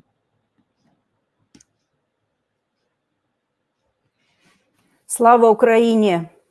I wish you all the success that you can have. And again, I just want to say that over the years, since our award already been running since 2011, we had quite a few applicants and winners from Ukraine. And just like Olga said, what really touched us is that those projects, those organizations, they're very human to human. You know, that was, Helping Hands. That was one of the projects that was the winners in the past. And it's just really remarkable that it is like this. And that's why I believe that Ukraine is very strong, and you have all the power to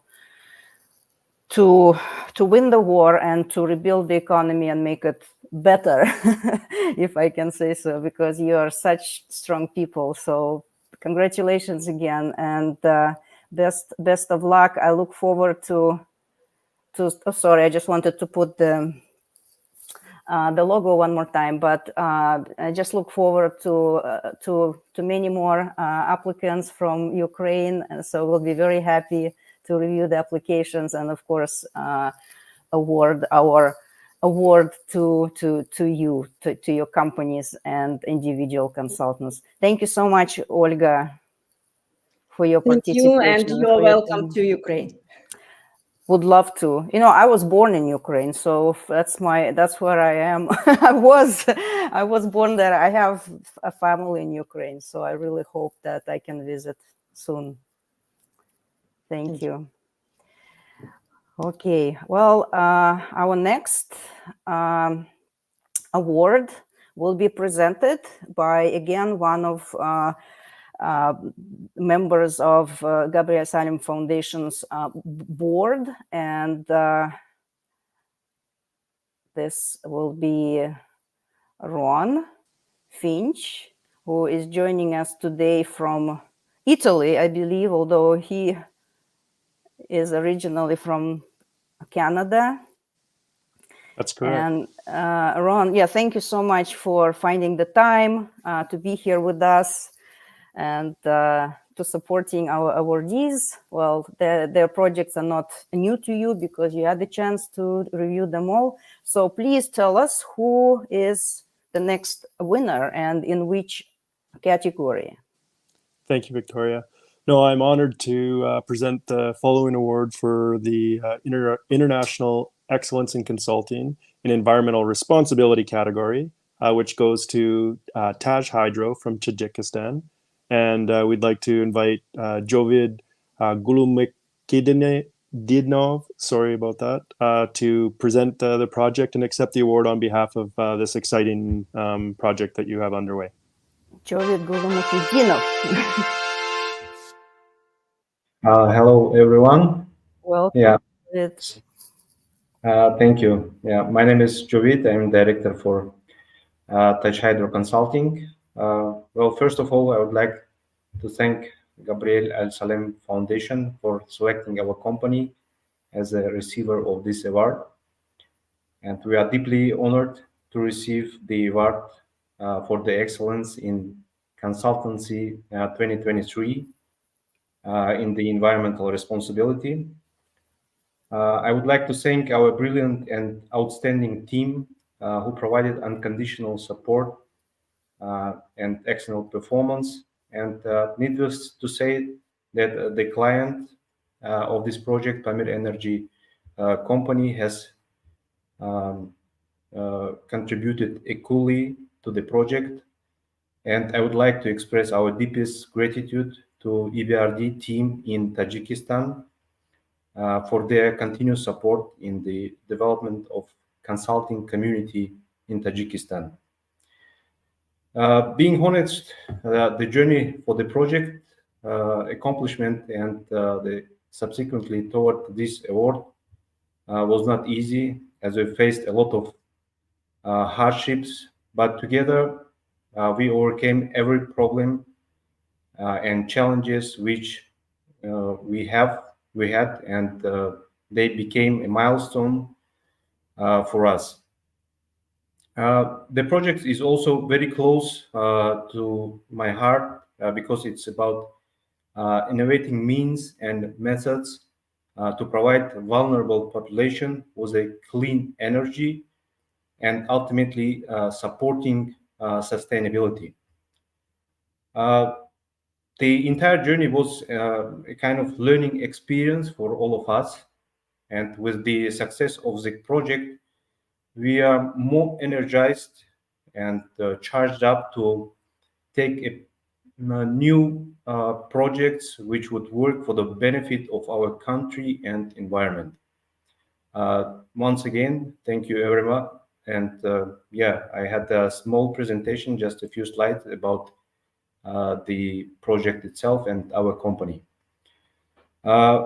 Our mission is to promote the sustainable development of our country, Tajikistan, through provision of a wide range and high-quality consulting services in multiple sectors.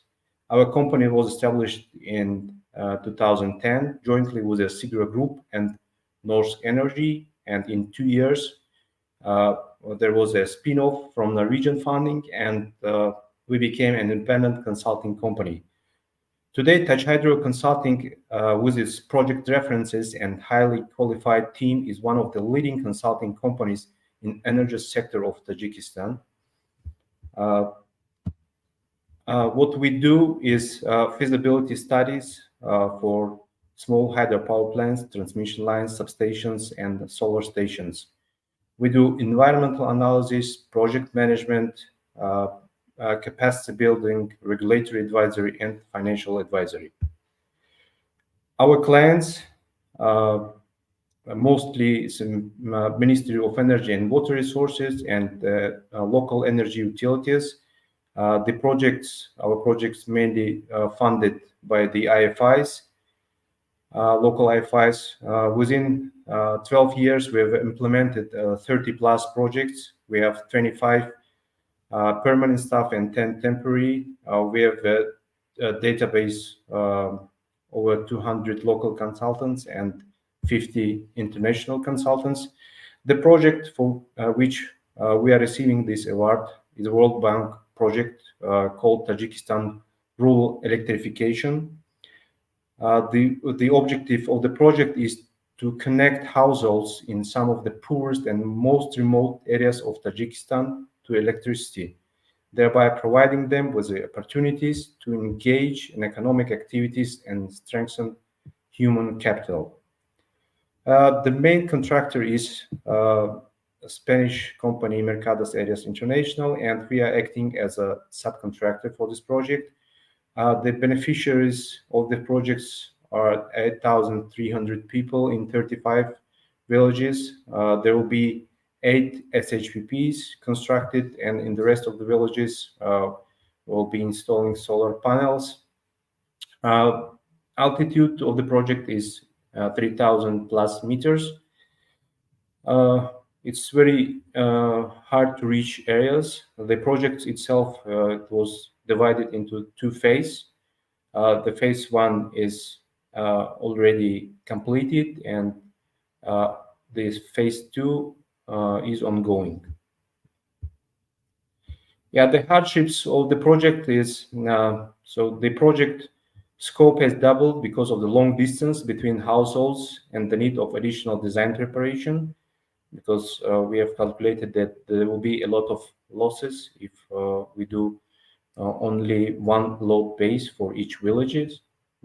So the duration of the first phase increased from 10 months to 14 months. We have replaced part of the engineers with a younger one for field visits. It's because of the high altitude. Yeah, of course, the project budget, unfortunately, was very limited, which was one of the also hardships. And because of the start of the war, because in Ukraine, the cost of all the construction materials, including solar panels, increased. So that was the other hardships of the project. So there are some pictures just for your information and to imagine what kind of roads and the inaccessible locations, and there are some even passes where you cannot go with car, or you go only with donkeys. So it's very hard and tough region. Yeah, that is all. Thanks a lot to everyone. Yeah.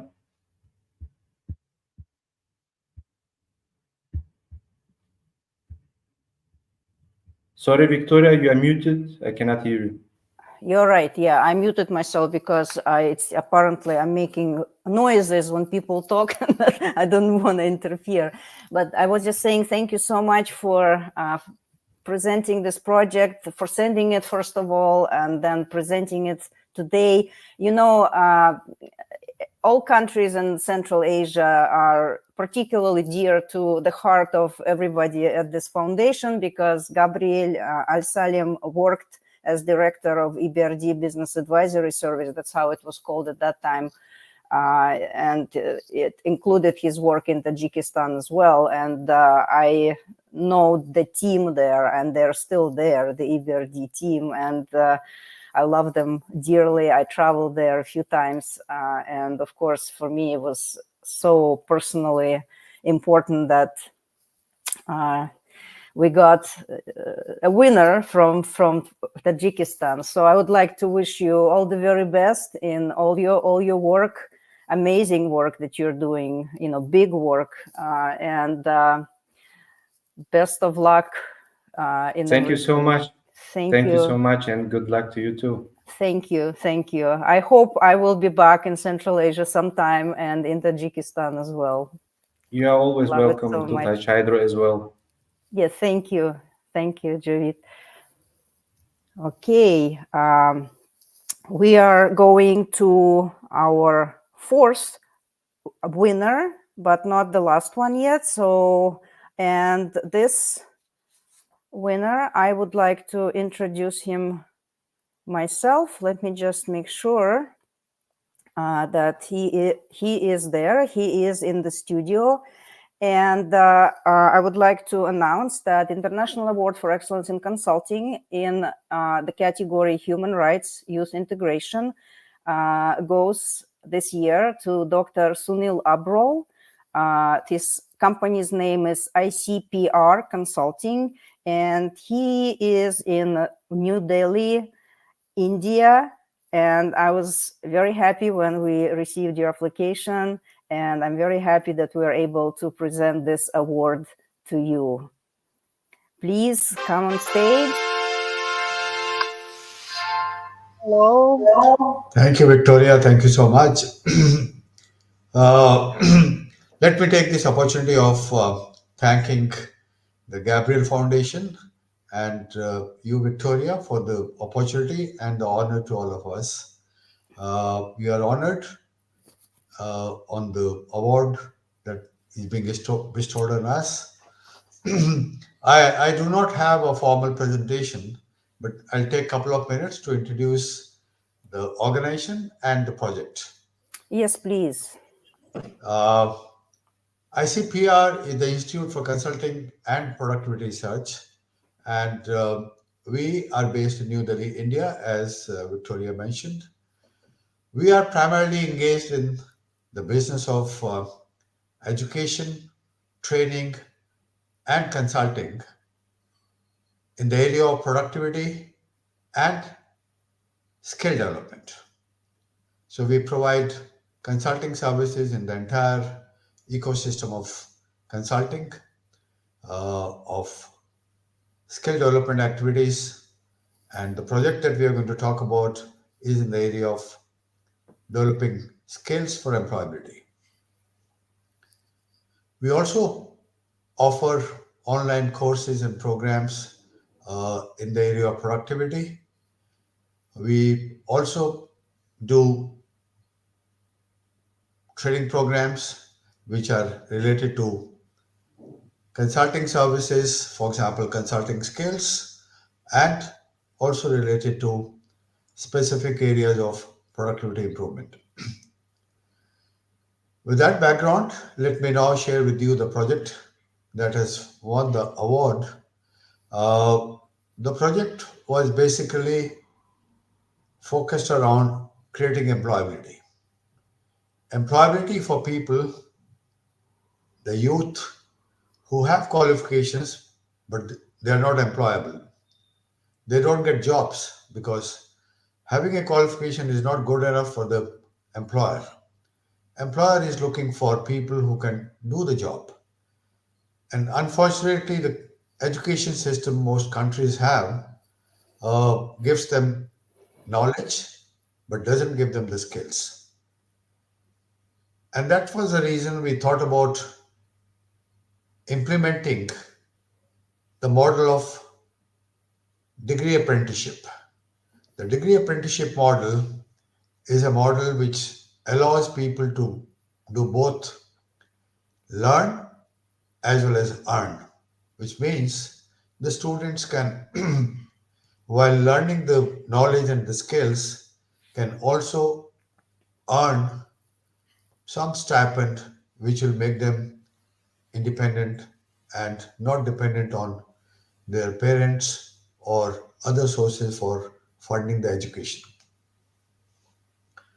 This project was funded by DFID, the UK government, and the project started in 2019, was for a period of 3 years, a pilot project. For designing and developing the project, we had consultations with the Ministry of Skill Development in India. We have a ministry which is focused on skill development. We have another ministry which is focused on education. So we had consultations with both these ministries. And after consultations with these two ministries, we developed the model and created a pilot project. The pilot project was implemented in one of the skilled universities in India. And the pilot was for a BVOC program, Bachelor's in Vocational Education, in specialization in finance and accounts. So financial services was the area that we were focusing on. The students we had taken on board for this pilot were students who came out of their school and were looking for higher education and jobs. These students were put through a 3-year program, and the program was designed in a manner where they would spend 6 months in a year in the classroom learning various modules of financial management. And in this next 6 months, they would be working on the job with an employer and hands-on training. The real role of the consulting organization, us, was in terms of developing the modules for the on-the-job training, because the modules for the classroom training or the theoretical learning were developed by the university. We didn't have any role to play in that. So we designed the modules for the on-the-job training, and besides designing the modules, which practically had coverage for 3 kinds of areas of skills. One, in the area of banking services. Second, in the area of insurance services. And third, in the area of mutual funds and derivatives. So in the first year, the students got exposure to the banking services, especially the small banks. Second year, they got exposure to the insurance services. And third year, they got exposure to the mutual funds and other financial derivatives. This 3-year program made the students or the learners employable in any sector of financial services. So if they wanted to join an insurance company, they could fit into that. If they wanted to join a bank, they could fit into that. And if they wanted to join a mutual fund company, they could join that company. The consultant's role was, besides developing the modules for the on-the-job training, also develop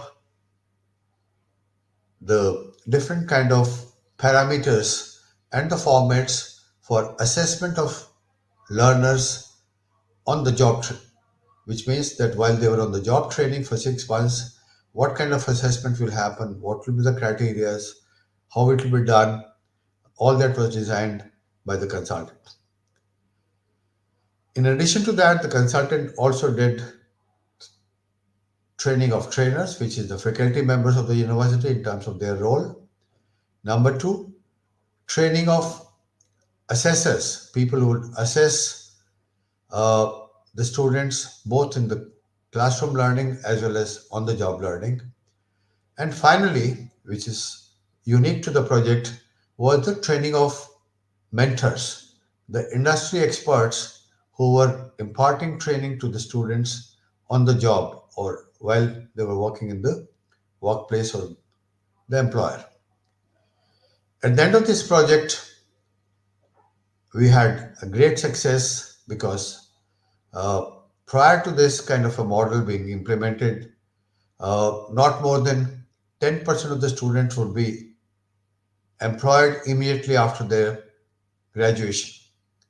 But in this model, at the end of the graduation program, 25 out of 30 students were placed. And most of them were placed by the employers with whom they spent their on-the-job training. And some of them decided to go to other institutions and got jobs there, maybe closer to their hometown. This is a model which has been very successful, was appreciated by the funding agency as well as by the government.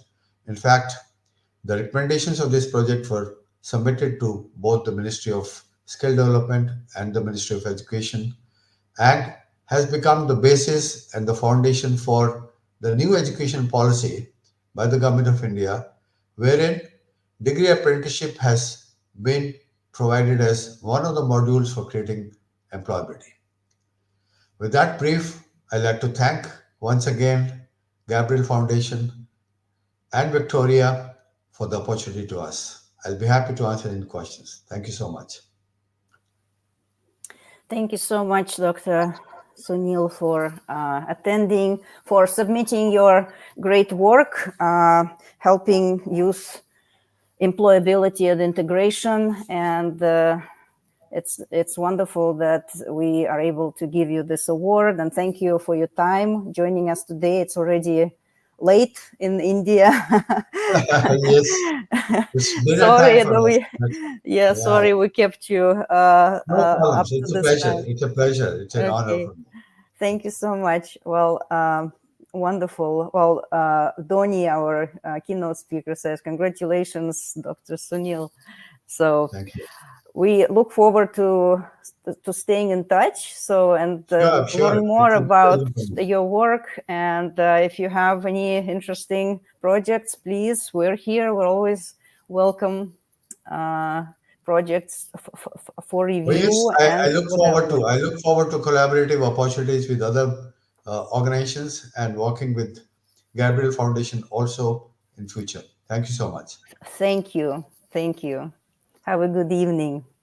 Good evening. Bye. Bye-bye. All right. And now we are bringing in our last winner. And we saved this organization for the end because it's just so special. And I would like to invite here Stephen Tupper, who is a director, one of the directors of our foundation, international consultant with experience in many countries around the globe. And I know that particularly now in Ukraine, where you are, Stephen, right? Or where you spend a lot of your time. So where I am I now, would, exactly. you are so we, this year, as I already was saying, we established a special award for Ukraine to highlight and support and recognize those organizations that do great work in Ukraine and to help it win the war, to help the economy continue. And please, Stephen, announce the next winner of Award for Ukraine. Well, before I do that, would you allow me just to say that, as with every year, I'm stunned by the quality of the applications that we get, and the sheer variety of projects we have seen over the years is just breathtaking. Right. So, okay, we have a concentration on Ukraine this year, but we have from, I think I've been with you 7 or 8 years, we've seen so many good quality projects. And I think this is a tribute both to Victoria and the foundation, but also to the enthusiasm of the people who are designing and running the projects.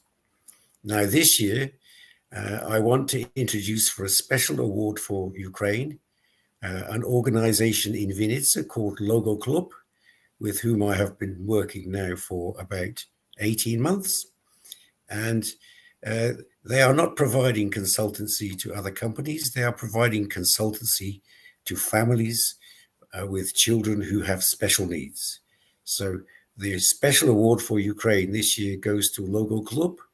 And I think we'd like to invite the director, Alona Karol, to tell us a little bit about what she does.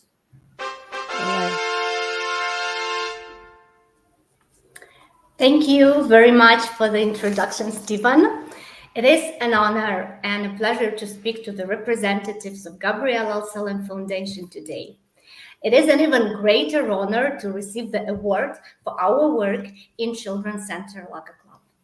I think everybody in Ukraine appreciates the support that we receive, and the foundation's support for Laga Club is one more reason to continue in these difficult times. I would like to show a presentation.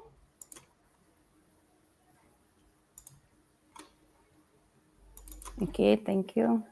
Great.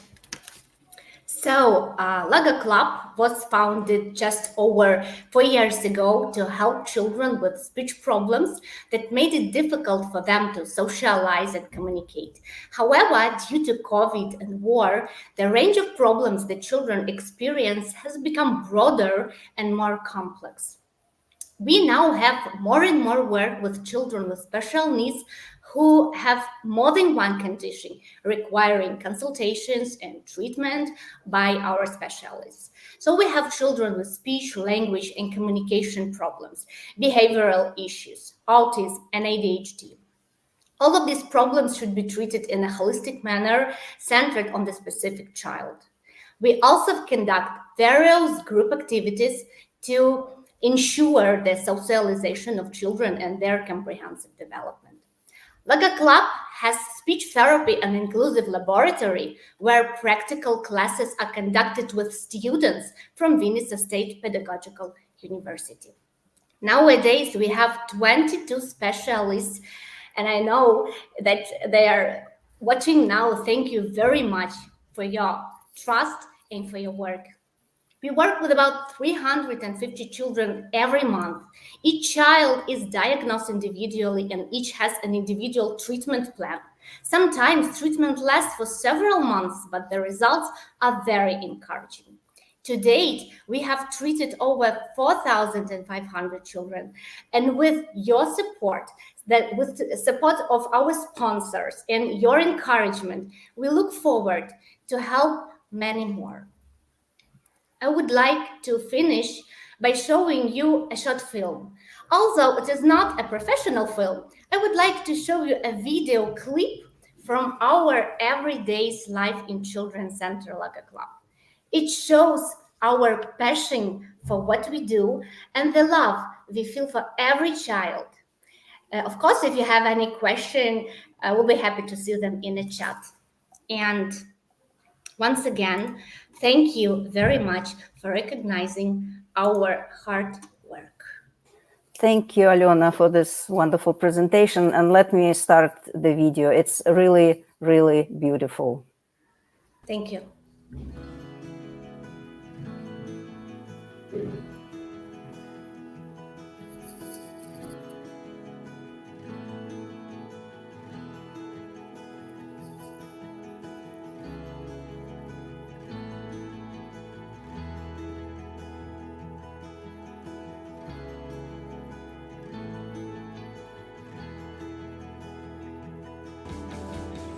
Вуса. Вуса.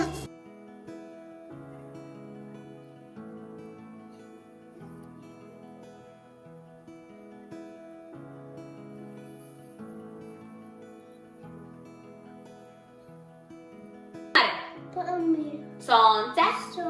Так. Ребро. Долоня. Кулак. Те. Пума.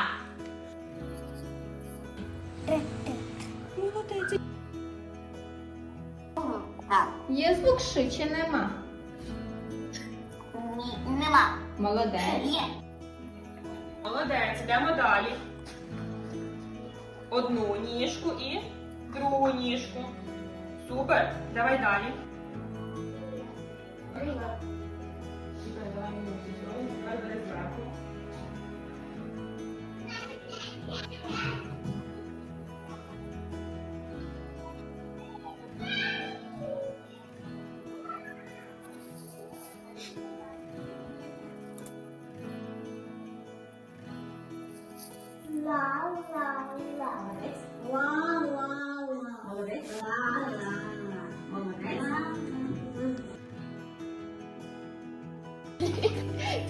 Тягни, Соля.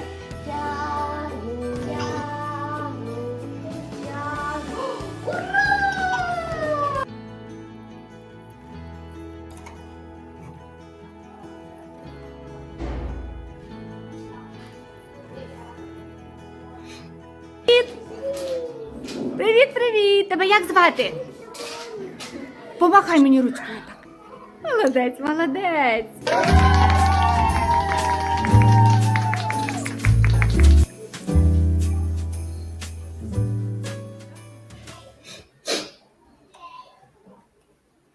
Alena, I wish we could give you those flowers in person. Thank you very much. Watching and crying. I know. You for supporting Ukraine. When you sent me this video, I cried as well. It's just impossible to watch without, tears. So thank you again for your great work, and of course, victory to Ukraine. Slava Ukraini. Героям слава. Thank you. And thank you, Stephen, for introducing us to this wonderful company, this organization that supports children. Okay, thank you, everybody. I think we're coming towards the end of our big event today, Consulting Without Borders. And I would like to thank everyone for joining us today and being a part of this program. Special thanks, of course, go to our wonderful speakers, our keynote speaker, Donnie Maclurcan from Post-Growth Institute, and to all the award winners who joined us today to showcase their winning projects, highlighting the amazing work that they're doing around the globe. I also wanted to thank my daughter, Anya Al-Salem, who's been managing the backstage, the technical side of this broadcast from Utrecht, the Netherlands. I hope you enjoyed our program today, our Consulting Without Borders. Please remember that our awards are ongoing, so we are always waiting for applications. They will be reviewed towards the end of the year, and then the announcements will be made in the following year. Please also remember to mark your calendars for our next live broadcast, which will be on March 1st. And from there, we'll continue our regular monthly perspectives episodes. So I will be thrilled to see you there with us. Once again, thank you to all of you for your continued support and engagement. We appreciate each and every one of you. I look forward to seeing you again on March 1st, or perhaps tomorrow if you are joining Dr. Donnie Maclurcan's seminar or training on February 2nd. If you have registered, we only have a few spots left, so please do register. You can find the link on the Foundation's website and also in the comments. In the meantime, I wish you all the very best. Take care and goodbye.